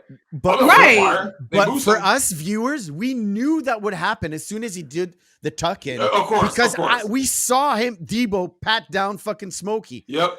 Stupid. He was stupid. Stupid. I'm gonna just tuck mine in. Talking about look how he's there. This is my goodness. All the clothes off of the Parker's lawn. Yeah. I just wanted to put it up just because. That's just a beautiful scene. Now, I love this scene because John Witherspoon literally sits out ass bare with a fucking patch on his ass because that's where the dog bit him. And he watches a movie about a postman getting bit in the ass Man's by Best a Friend, dog. Ali Sheedy. Yep. That's the movie he's watching. Really? Wow. I thought it was just a commercial for something. No, that's Man's Best Friend that came out 2 years earlier, starring Ali Sheedy. See, I thought for the longest time I thought it was Puppy Love because I thought it was a Rottweiler at first, but I was like, no, it's not. So I had to look back into it, and I was like, nope, no, that's Man's Best Friend. I really thought it was a. There's a slice of life that happens in that scene also that anyone of a certain age finds hilarious, and that's when his sister Dana's like, what? Like, Daddy wants you again, and he goes up there. He's like, yeah, hey, give me a cup of water. A lot of people don't know why this is a big deal, right? Just like changing the channel. If you were a certain age, you remember your mom or dad calling you upstairs. You'd be like, yeah. And they're like, hey, change the channel. Yes. Give me a water. You'd be like, all the damn time. All day. Because you were. To this day. Before you had remote controls, the kids were the remote. So they would call you from downstairs to come upstairs. And you can like, yeah. And okay, usually, you're probably doing something that you wanted to do downstairs, like play a video game or something. The moment you leave your game, whoever your sibling is going to grab the game. That's just a given. Oh yeah. Wait for you to come back down. So when you can't, now you lost your turn because whoever's name they called, that's who had to run upstairs. And what the other siblings say? Don't play my game. I ain't gonna play it as soon as they run upstairs. You just grab it. Instantaneous. Yeah. Of course. Thank God. Me and my brother were 6 years apart. Oh yeah, you guys didn't have it. No way was touching my game. Oh man. Dude. I know plenty of families. I have plenty of friends who got called off and their brother, and we were like playing co-op, like player 1, player 2, and the brother or maybe even sometimes the sister came in and sat down and we continued playing the fucking co-op. So Rita comes in, Janet Jackson, not really. And Smokey kind of suggests. Yeah, she gets out of the car. She gets out of the car. They had to add that extra little, just a little, and then Smokey kind of suggests you go out and eat. Then when she takes her, was like, God. This is so painful. Oh my goodness. To be fair, she doesn't really have really bad hair for my taste, but the fact that she had to put on a hat with dreads or something, I was like, no, attached girl. To it, no, She had a Rasta hat, man. It was. Well, that and Smokey but too. She's like, thick though. She's thick. The thing is though, outside of this, given in the common parlance, they would refer to her as a moped. Yes, I know it's outrageously sexist and an awful thing to say. Fun to ride, but you don't want to see your friends watch you riding one. Yeah. That kind of thing. Because Smokey's going to end up calling her later. Because he's saying, probably. Well, yeah, you can come around, you can call me, but just don't come around here. Just don't come around here. Don't come back. I'm gonna call you. Don't call me ever. Oh, so it's getting dark. It's getting late. We talked about Craig asking for his sister for money, and she's like, "Get a job." She's out. By the way, those attachments not good on your girl. Nope. It's like you can't have slick hair and braided hair. It's no, it looks ridiculous. Not in any culture. Sorry. The 90s was a crazy time. Well, I mean, look at the fact that look, the Fringe was popular in the 90s. So I mean, we can't really talk too much shit about the 90s because the hair was awful. Most of the time. Bad. And Smokey goes to Debbie's house, and she's Rita's not. She's big boned. That is a classic 90s line about that. She's just big boned. Classic. Oh, and don't forget, he tries to go and join the party, remember? Even though he has a hit on his head, remember? Yeah. Like, y'all just parlay up there. Hey, there's a party here. There's a party here. Well, because Debo was in there fucking Felicia. Debo was in there fucking Felicia. And that's when he finds out that their mom is in Vegas. Yep, yeah, exactly. We just said this is Smokey coming in, dealing with Debo's like dirty underpants, and then putting the straw back in the drink, and trying to get his $200. And Ezel comes in, disturbs the whole thing, and of course, it fucks up. Let me just. I know it's a bit. It's okay.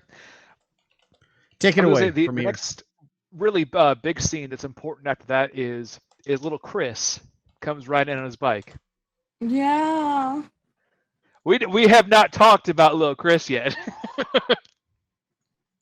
Yeah, we kind of skipped over him. Well, because he's not really important until this point. Right. Yeah.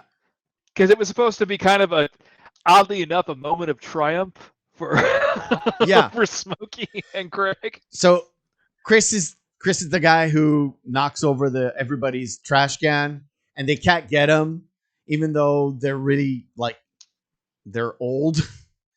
But they do grab him, and what Smokey does, he takes out his belt and hits him a few times because. Yes. That's how you hit a child with a belt, because of course. And high pitched screams. Mama! Yeah. And also the ADR effect of when he's whiffing and hitting air, and it's still making the slapping noise. Yeah. Oh yeah, when he's whooping Chris. Whooping Chris's. Yep. Yeah. That doesn't get talked about enough.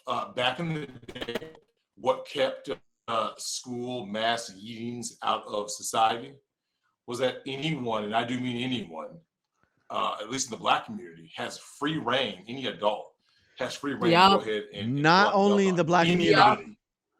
Not only the Black community. And the only way I know that is I've talked about this comedian a lot. Is Joey Coco Diaz. Love him.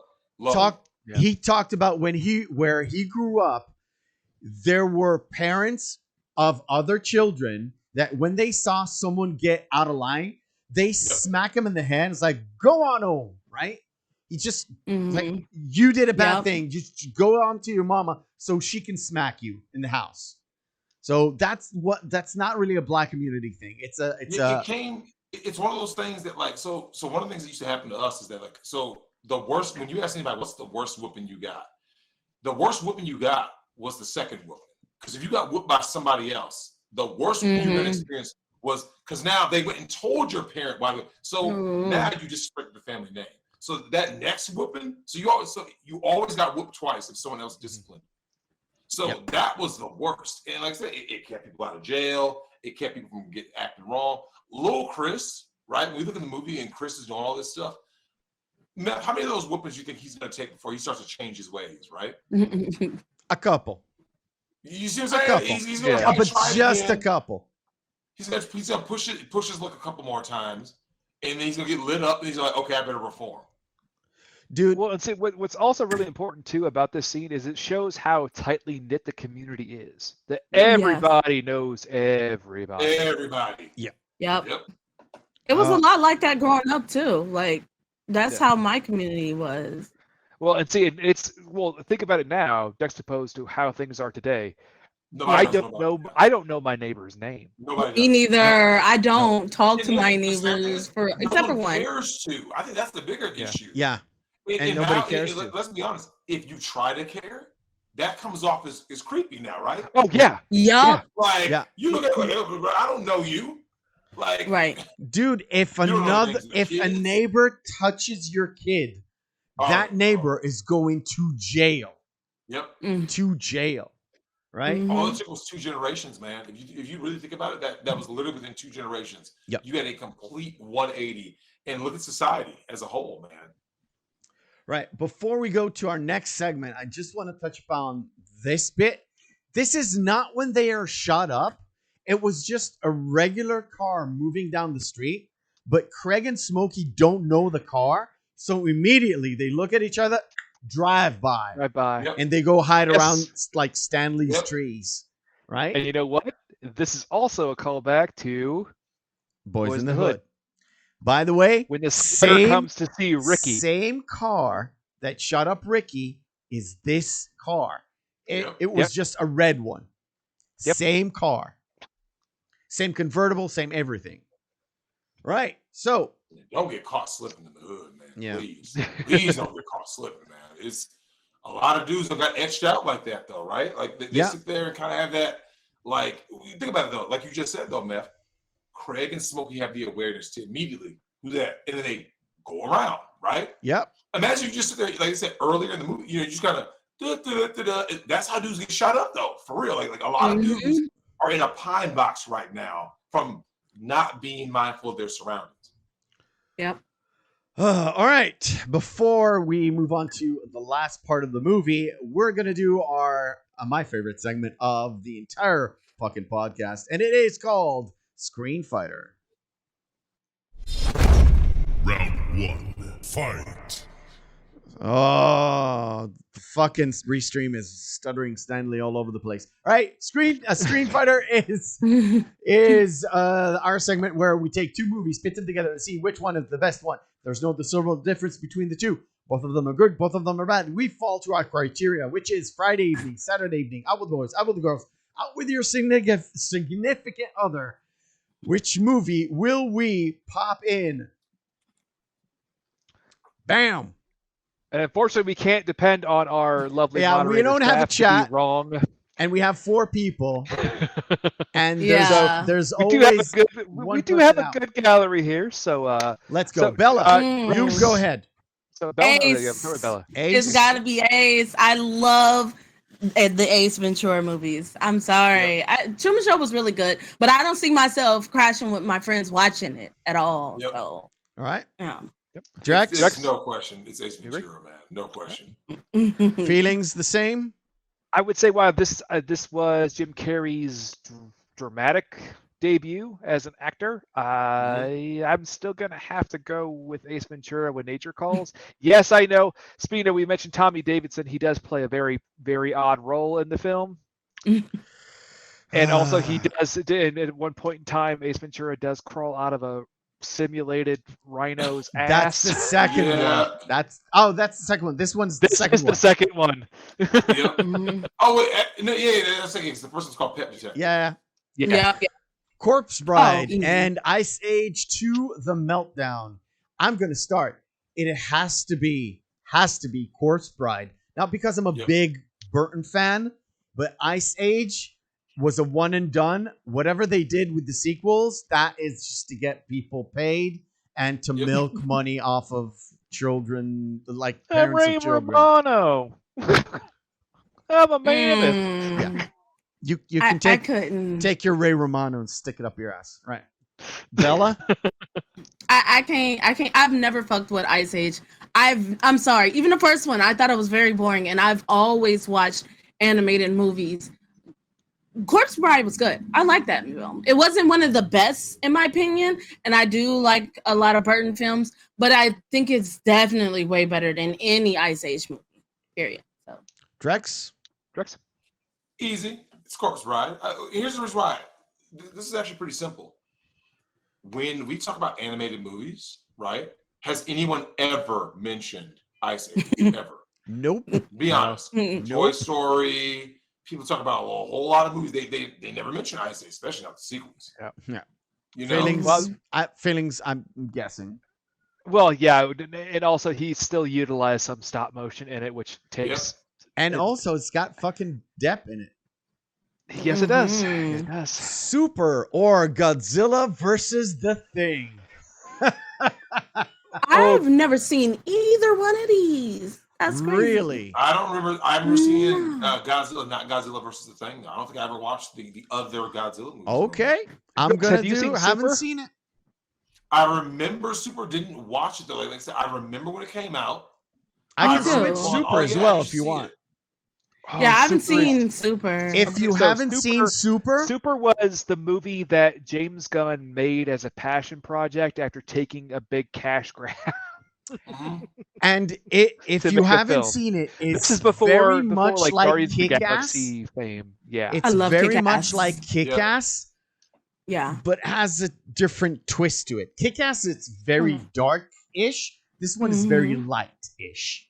Okay. I haven't seen it. The ending of Super is not like in any way. All right, 21 Jump Street or Lost Highway. Now, have any of you seen Lost Highway? I have. When I was a kid, yes. Was bored. Yeah, it's an old one. We're gonna go 21 Jump Street, just according to the criteria. Just a fun movie. Has Ice Cube in it. It's not the best. It also has Johnny Depp in it. In it. Really? Yeah. Johnny Depp's in there? I don't remember him being in there. At the very end of it, they do a mock on how it was the TV show beforehand, and he was one of the undercover biker guys. He takes off his makeup, and it's Johnny Depp. Yes. And Richard Grieco from the original. I remember. Yep. Yeah. Yeah, it's when they're in the white suits at the end. Right. So, The Accidental Spy or Punch Drunk Love. Oh, even if you Sandler, right? Even if you haven't seen it, what would you pick? Hooey. I don't do Punch Drunk Love. Is that like a romance? It's a drama kind of romantic. Yeah. Romantic. So, yeah. Because I feel like I've seen a trailer for it at once, and I was just like, no. I love all of Jackie's classic movies. Like, even though this is 2001. This one is just about when he did a little bit of Hong Kong, but with American. This is after Rush Hour. Okay. Yeah. It's still in that flavor of the Hong Kong movies. Okay. See, I love Jackie though. I haven't really seen a bad Jackie movie. Right. I would say though, Bella, if you haven't seen Punch Drunk Love, watch it once. Yeah, watch it once. I'm saying it was really like as long as it's not a debut. Yeah. It's a good movie. It's a good movie. And it also brings up a very, very interesting scheme. Right. About the yogurt. Stand By Me or About the Boy? Stand By Me. Stand By Me, Stand of By course. Me. Easy. Of course. So good. Hugh Grant was so young. Jeez. Oh, this is a good one. Princess Mononoke or Last Action Hero. Bella, choose. I know you like the princess. We talked about this. This came up in a podcast where you were in. If you can't choose Drex, you can choose Princess Mononoke, but I love it's hard. I think it might be nostalgia with Last Action Hero, but I love that film too in a weird little way. But I'm going Princess Mononoke. So all right, Drex. You know what? Here's why I'm going to say Last Action Hero. I remember when it came out. And I remember it didn't get the props it deserved when it came out, right? Because it was different. It was like one of those, like, I thought it was supposed to just be like a heroic kind of story, and the boy gets the golden ticket, and everything is cool. And it's like, here's the thing: I believe Last Action Hero would have done better had it come out like in the early, let's say 2000 or 2010s, right? Before everything went woke. Had this movie come out in 2013 instead of 93, 20 years later, I think this would have been one of those movies that, obviously you just change whoever the action star is. You can make a Channing Tatum, all I care, right? Whoever the action star is of today. And like people are like, oh my God, this is just, dude, it flips the whole thing on its head. Like, I mean, he was in the Blockbuster. Yeah, I'll let that sink in. He's in that Blockbuster. Remember, it was Stallone in the Terminator movies, right? Yeah. Alternate reality. it dissected that. Remember, the kid notices, hey, do you notice you don't see any regular looking people?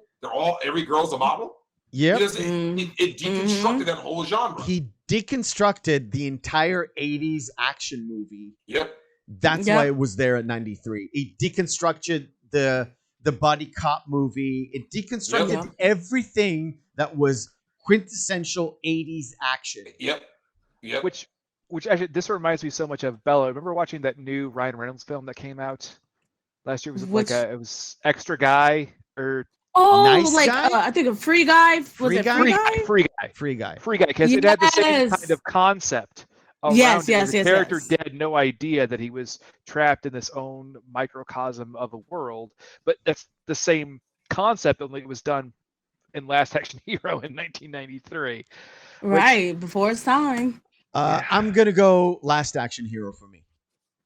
I have to say, I'm sorry. I think Studio Ghibli is vastly overrated. So, Last Action Hero. You did not have to shank my heart. We're going into the red here for me. So.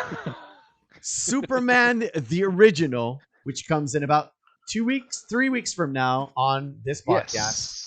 And Rambo First Blood Part 2. This is Rambo in the Jungle. Yep. Oh, no. This is actually harder than people think because I was not a big fan of the original Superman. I thought Part 2 was a lot better once you had Zod. We talked about that last Superman, week. I think, it was just like I said, I remember watching this as a kid and when you're a kid, everything is amazing, right? Yep. Yes. But deep down, even back then, because I was always a Batman fan over Superman. We all know he's just superior in every way. Now, with this movie, I think it feels like it's for its time, right? Richard Donner's directing. It's just one of those movies that's like for its time, whereas like Rambo is its time was that whole decade, right? Yep.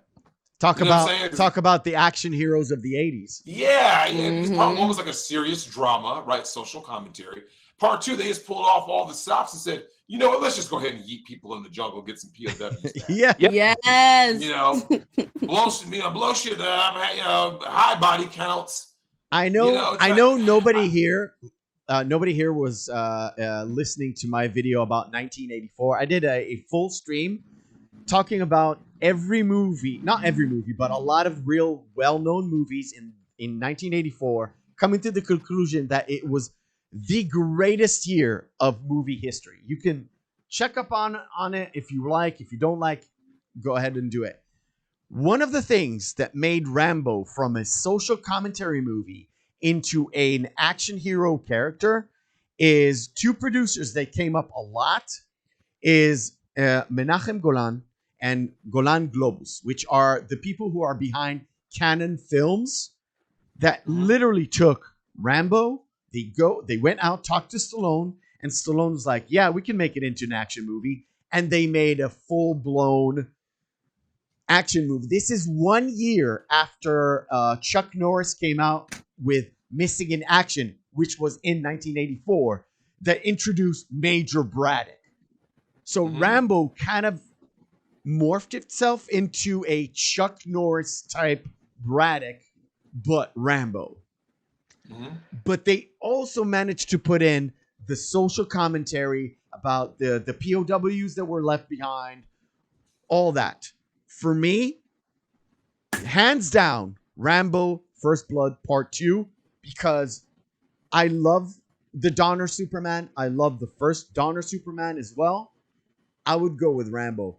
Even the John Williams iconic fucking score for Superman does not hold up with the iconic Rambo music. I love John Williams, but the music, the score in Rambo, I would go with hands down. We're all in agreement here? Now, the only issue that I have is why the hell would he ever try to hold an RPG that way? I know. Because he's Rambo. He did lots of stupid stuff. I mean, by the way, ow, my peck. I'm taking a shot in the dark here.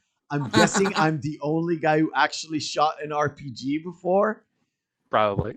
You would not hold it like this. Not because you would fly backwards. You would literally burn your arm here Arm, yeah. when you shot But that he thing. Rambo. Yeah, he's Rambo. Whatever. Well, He you know walks what, out in the middle of live firefights and still shoot everybody. Like, it makes no sense, but whatever. Do you know who could have been Rambo in an alternate universe? It would have been ludicrously entertaining. Would have been Jesse, the Body Ventura. I ain't got time to bleed. Could you imagine Jesse as Rambo? Just going around just murking dudes, just over the top. Oh, God. Yeah. What a time. Yeah, Predator. Yes, terrible catchphrases. It's Yes. typical Terrible like 80s, like 80s fashion that they put in some kind of sex scene and they have to throw in the Predator line. I'm a sexual Tyrannosaurus. Yeah, it is. Oh. All right. So the thing is, Goodness. time is up. Time is up. We're back in the movie. Time is up. Craig's dad tells Craig to get out of the house so people in the house won't get shot at, right? Because he knows Smokey to get what's out. up. Yeah, he knows what's up with Smokey and the whole deal because he's not blind. He's smart enough. And when they go outside, literally they see a van and like, oh shit. And like they're blasting to oblivion. And they go out and they hide in this flatbed. I like the fact. Wait. I like the fact that when they're running, Smokey's like, "Yeah, fool," and he shoots. What? I don't know what he's shooting at, but they. And he goes, ah! And he goes into this right. And it's like, that's from Fifth Element, right?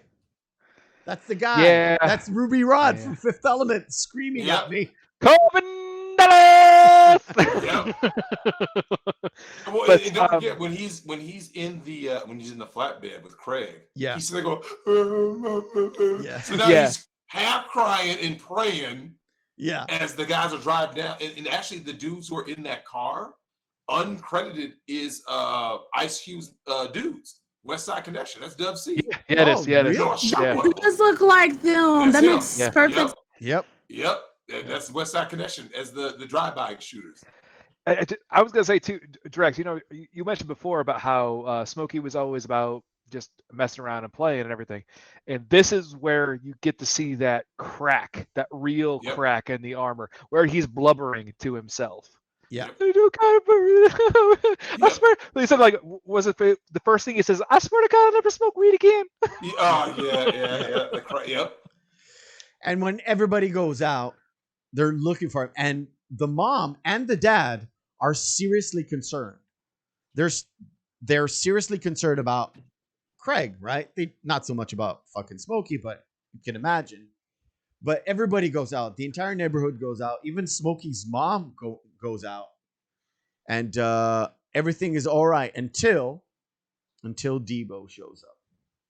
Oh, you know, even Ezel, which is actually that's one of the things that people miss. Even crackhead Ezel looks concerned because he's wiping his face when they're looking for him.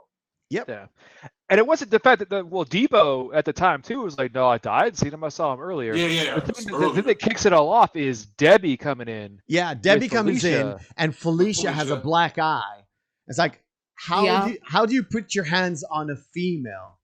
It's like, Debo doesn't Which is care. a callback to before, because the first time we saw Debbie and Craig interacting was Debbie was telling Craig the story about how, Debo, he grabbed me. He hit her. Yeah. Like this. I mean, like this.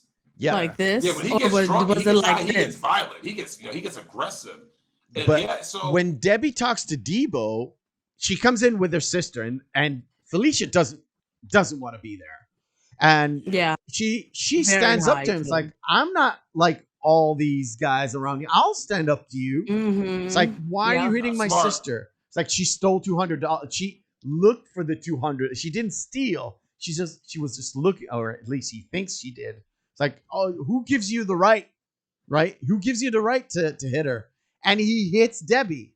And this is what kind of activates Craig into, stepping up. But he steps up with the fucking gun. Right? There. And the line is, because Debo is not flinching. Like we said before, What are you going to do with that gun besides make me mad? And there's a point in the movie where you see like Craig shooting, right? I don't know it's right here. They No, did have a little shoots flash him. there. He shoots. There's a gun flash, but he didn't really shoot him. In his mind, he shot him. Right? In his mind, he shoots him because he goes back to everything that has led up into this exact moment during today, right? Friday. Yep.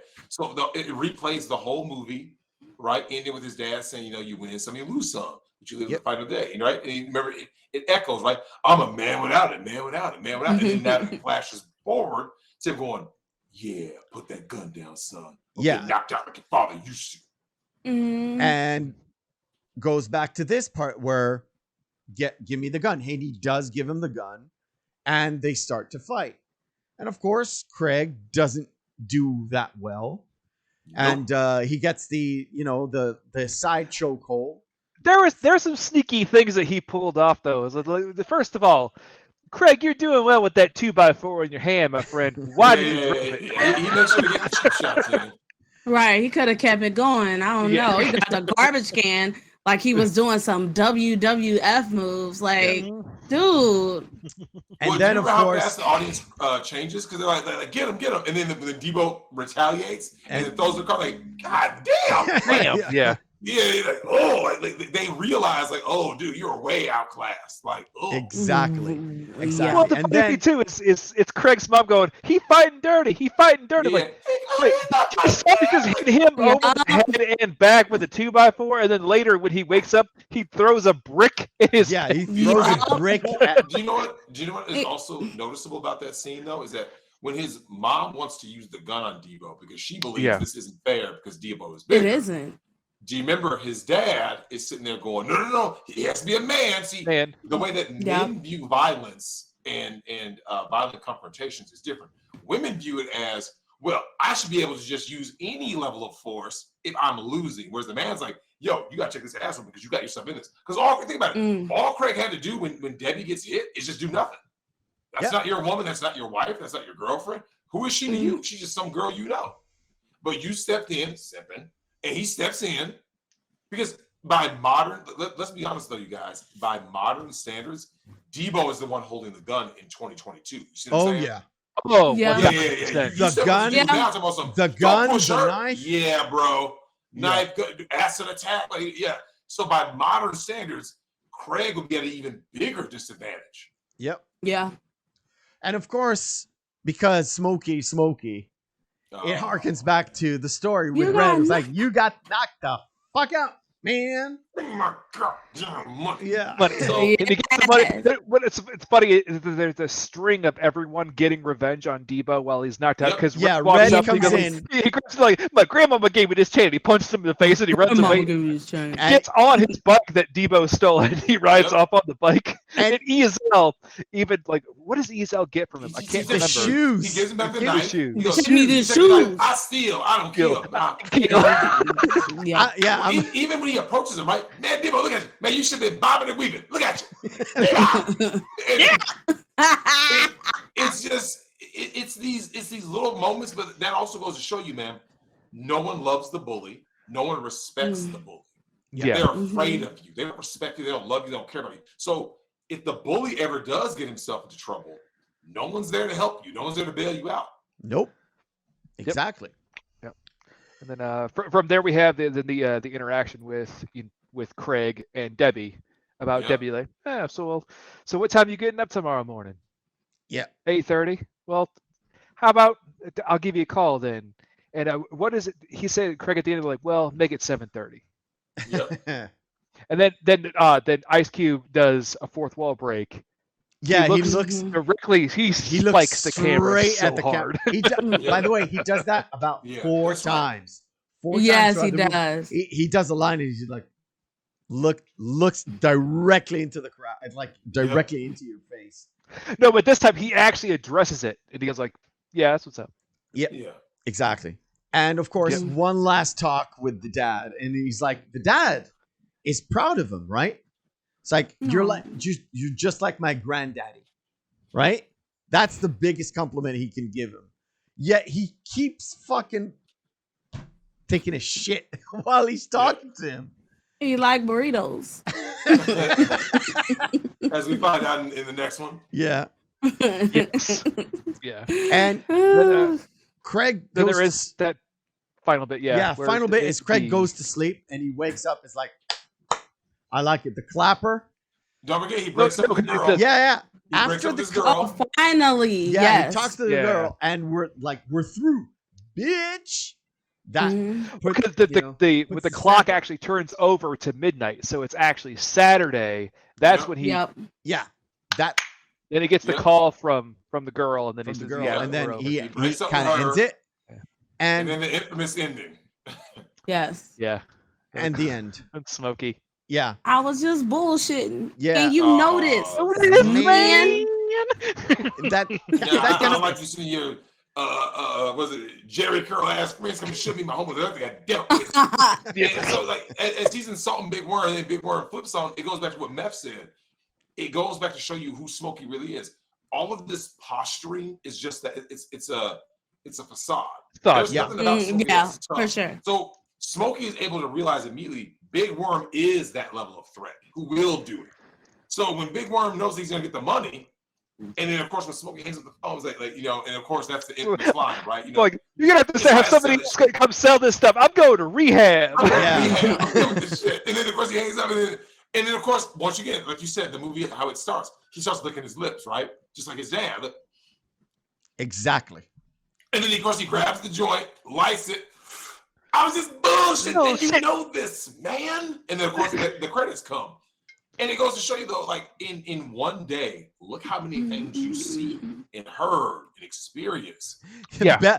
Bella just went music's straight right into the credits, the soundtrack. I hear it in my head. I feel it Dude, we haven't inside. talked about the soundtrack in this entire movie. Amazing. Is fucking dope. Is everything good about that era of the 90s? It's like mid 90s. You got rap, gangster rap. You got Cypress Hill on the other end of the spectrum. You've got everything. There's actually some classic funk hits that are actually in like that everything. soundtrack. Isley Brothers recorded that song. Yeah. That's only on the CD version.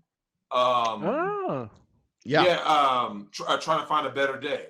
That's only if you go on YouTube, you'll find it. It's not on like Spotify, nothing.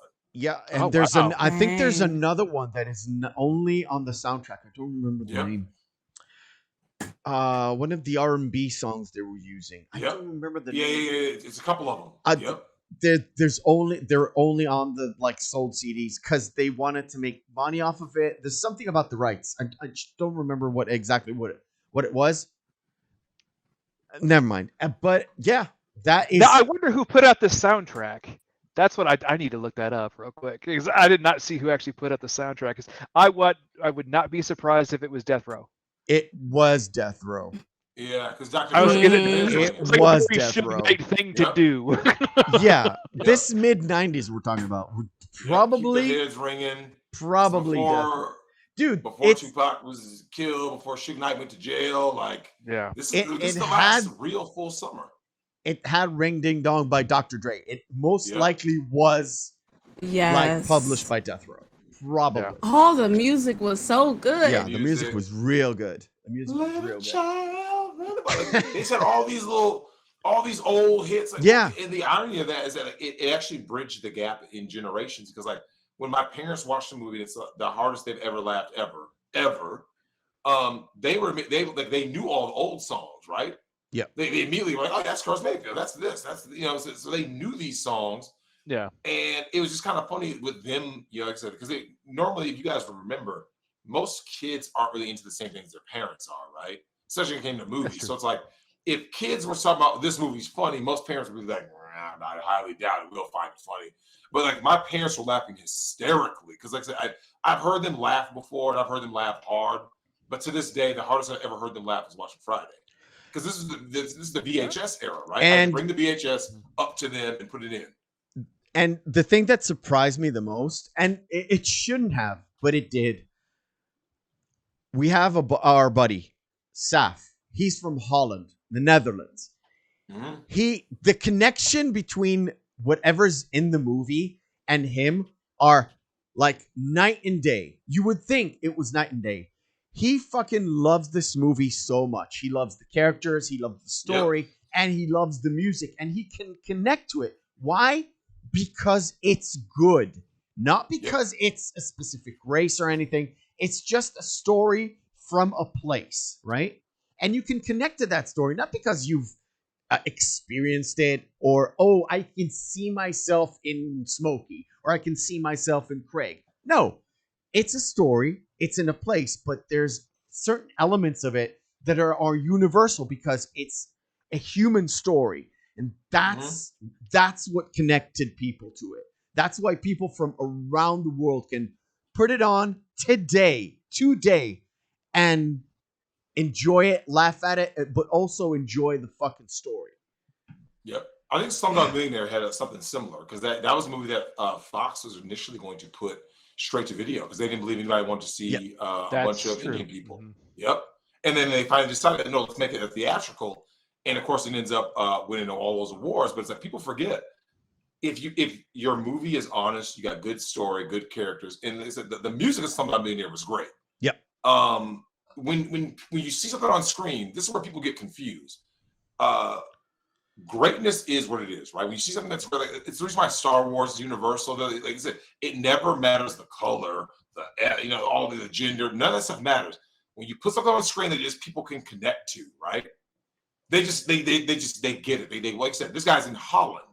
Yeah. Well, I bet you, guys like I guarantee you, guys like Ice Cube, like especially earlier in his career, he's probably shocked that like guys from all halfway across the world were big fans. Because like, damn, I didn't expect someone like you to like it. You know what I'm saying? Like that kind of happens when you make any kind of form of art, though. You know what I'm saying? Yeah, because if the art is good, it transcends whatever place, whatever it is. It transcends it, and it captures it. That's why Ice Cube, Ice-T, Dre, Snoop, all these guys were like doing their own thing, right? They were just doing their thing. And it became massive because it reached people in a certain way that was either not there before or was there but took a little twist. But it's art.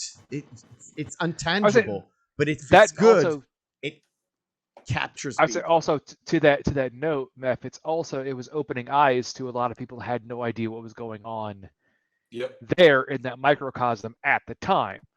Like, given the fact that, as I mentioned before, like this is supposed to be like an accompanying piece to all of the stories that had been told before, in Boys in the Hood and Colors and we talked about this in Poetic Justice later.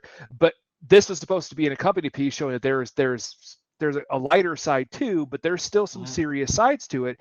But it's showing the world around like, hey, this is what's going on here.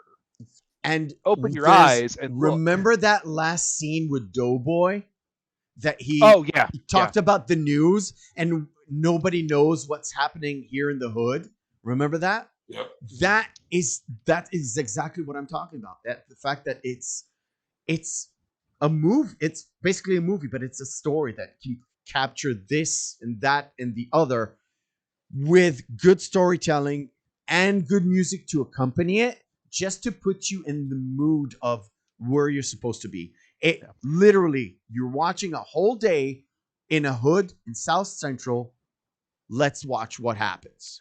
Well, that's why, to my point there, that's why I find it so interesting is the fact that it's still a great comedy. You could turn it on today. Like we've had a ball just sitting around, we're laughing our asses off, talking about how great this comedy is. But in its own way, it's a microcosm of what was going on at the time. Too, it's its own proverbial time capsule. Yeah. So in a way, it's a dual purpose. That's why I think this film is vastly underrated as not only a comedy but as a film in general. Yeah. Yep. All right. Before we end the show, now that I remember doing it, we're gonna see a short version of the movie. It's a little bit longer than the short that I put up on the channel, but it is fun. So let me set it up. Okay. Of course, it starts when I don't want it to. Let's do this and enjoy. Hopefully you can hear it. I've cranked it up a little bit higher. The short version of Friday. Here we go. The short version. Gotta start the day off right, man. Every time I come in the kitchen, you in the kitchen. How the hell you gonna get fired on your day off? I don't know. Break yourself, fool. Oh, you got knocked the fuck out. Damn. Miss Parker finer than a motherfucker. The Lord is my shepherd. He know what I want. Excuse me, brother. Miss Parker! Miss Parker! Don't let me catch you, boy. If somebody comes, whoops them. Hold up, you fucking up the rotation. Puff, puff, give. Craig. Bye, Felicia. Boy, what the fuck you want? Give me some chili Fritos. From over here, look like you taking a shit. Ezel, get the hell up in here. This what makes you a man. Oh, that's cool. Damn! Oh, man, that's messed up. Won't you give him back his chain? What chain? Cause see, I ate twice before I came. God damn! Drive by. Hey, who is that? It ain't them niggas that act hard. It's the Oh, shit! Put the gun down, son. You got knocked the fuck out, man! Give me my goddamn money. It's over. Bitch! I was just bullshitting. And you know this, man. I love that so I much. love that too. Oh, what a All time. It brings us back to the we'll 90s keep it like this. before I don't everything care. went to trash. Yeah. All right, ladies and gentlemen, technical difficulties. Yeah. And all, we've made it. Well, at least I made it. Next week we are going to reunite with Tiny, reunite with Chris Tucker at a great film. Put in Bruce Willis and Mila Jovovich, where she was 19 at the time. I didn't know that. This was actually her. 19? She was 19. This was actually her first film, and this is where she met her future husband. That's right. Yes, Yeah, I it's knew that part. I didn't know she was 19. She was 19. She was young. Luc Besson's my favorite Luc Besson movie of all time. And there are That is- plenty of contenders to that fucking fact. It is The Fifth Element. We're going to watch that next week. And we're going to have Fisty, right? Fisty? Yes, Misty will be here. Yep. Fisty will be here for his second thing. And The until... professional's better. Yeah, what? Professional's better. Yes, yeah, yeah. I think I it knew is you would too, say that. but- And until then, ladies and gentlemen, bye, Felicia. Yeah. Bye, Felicia.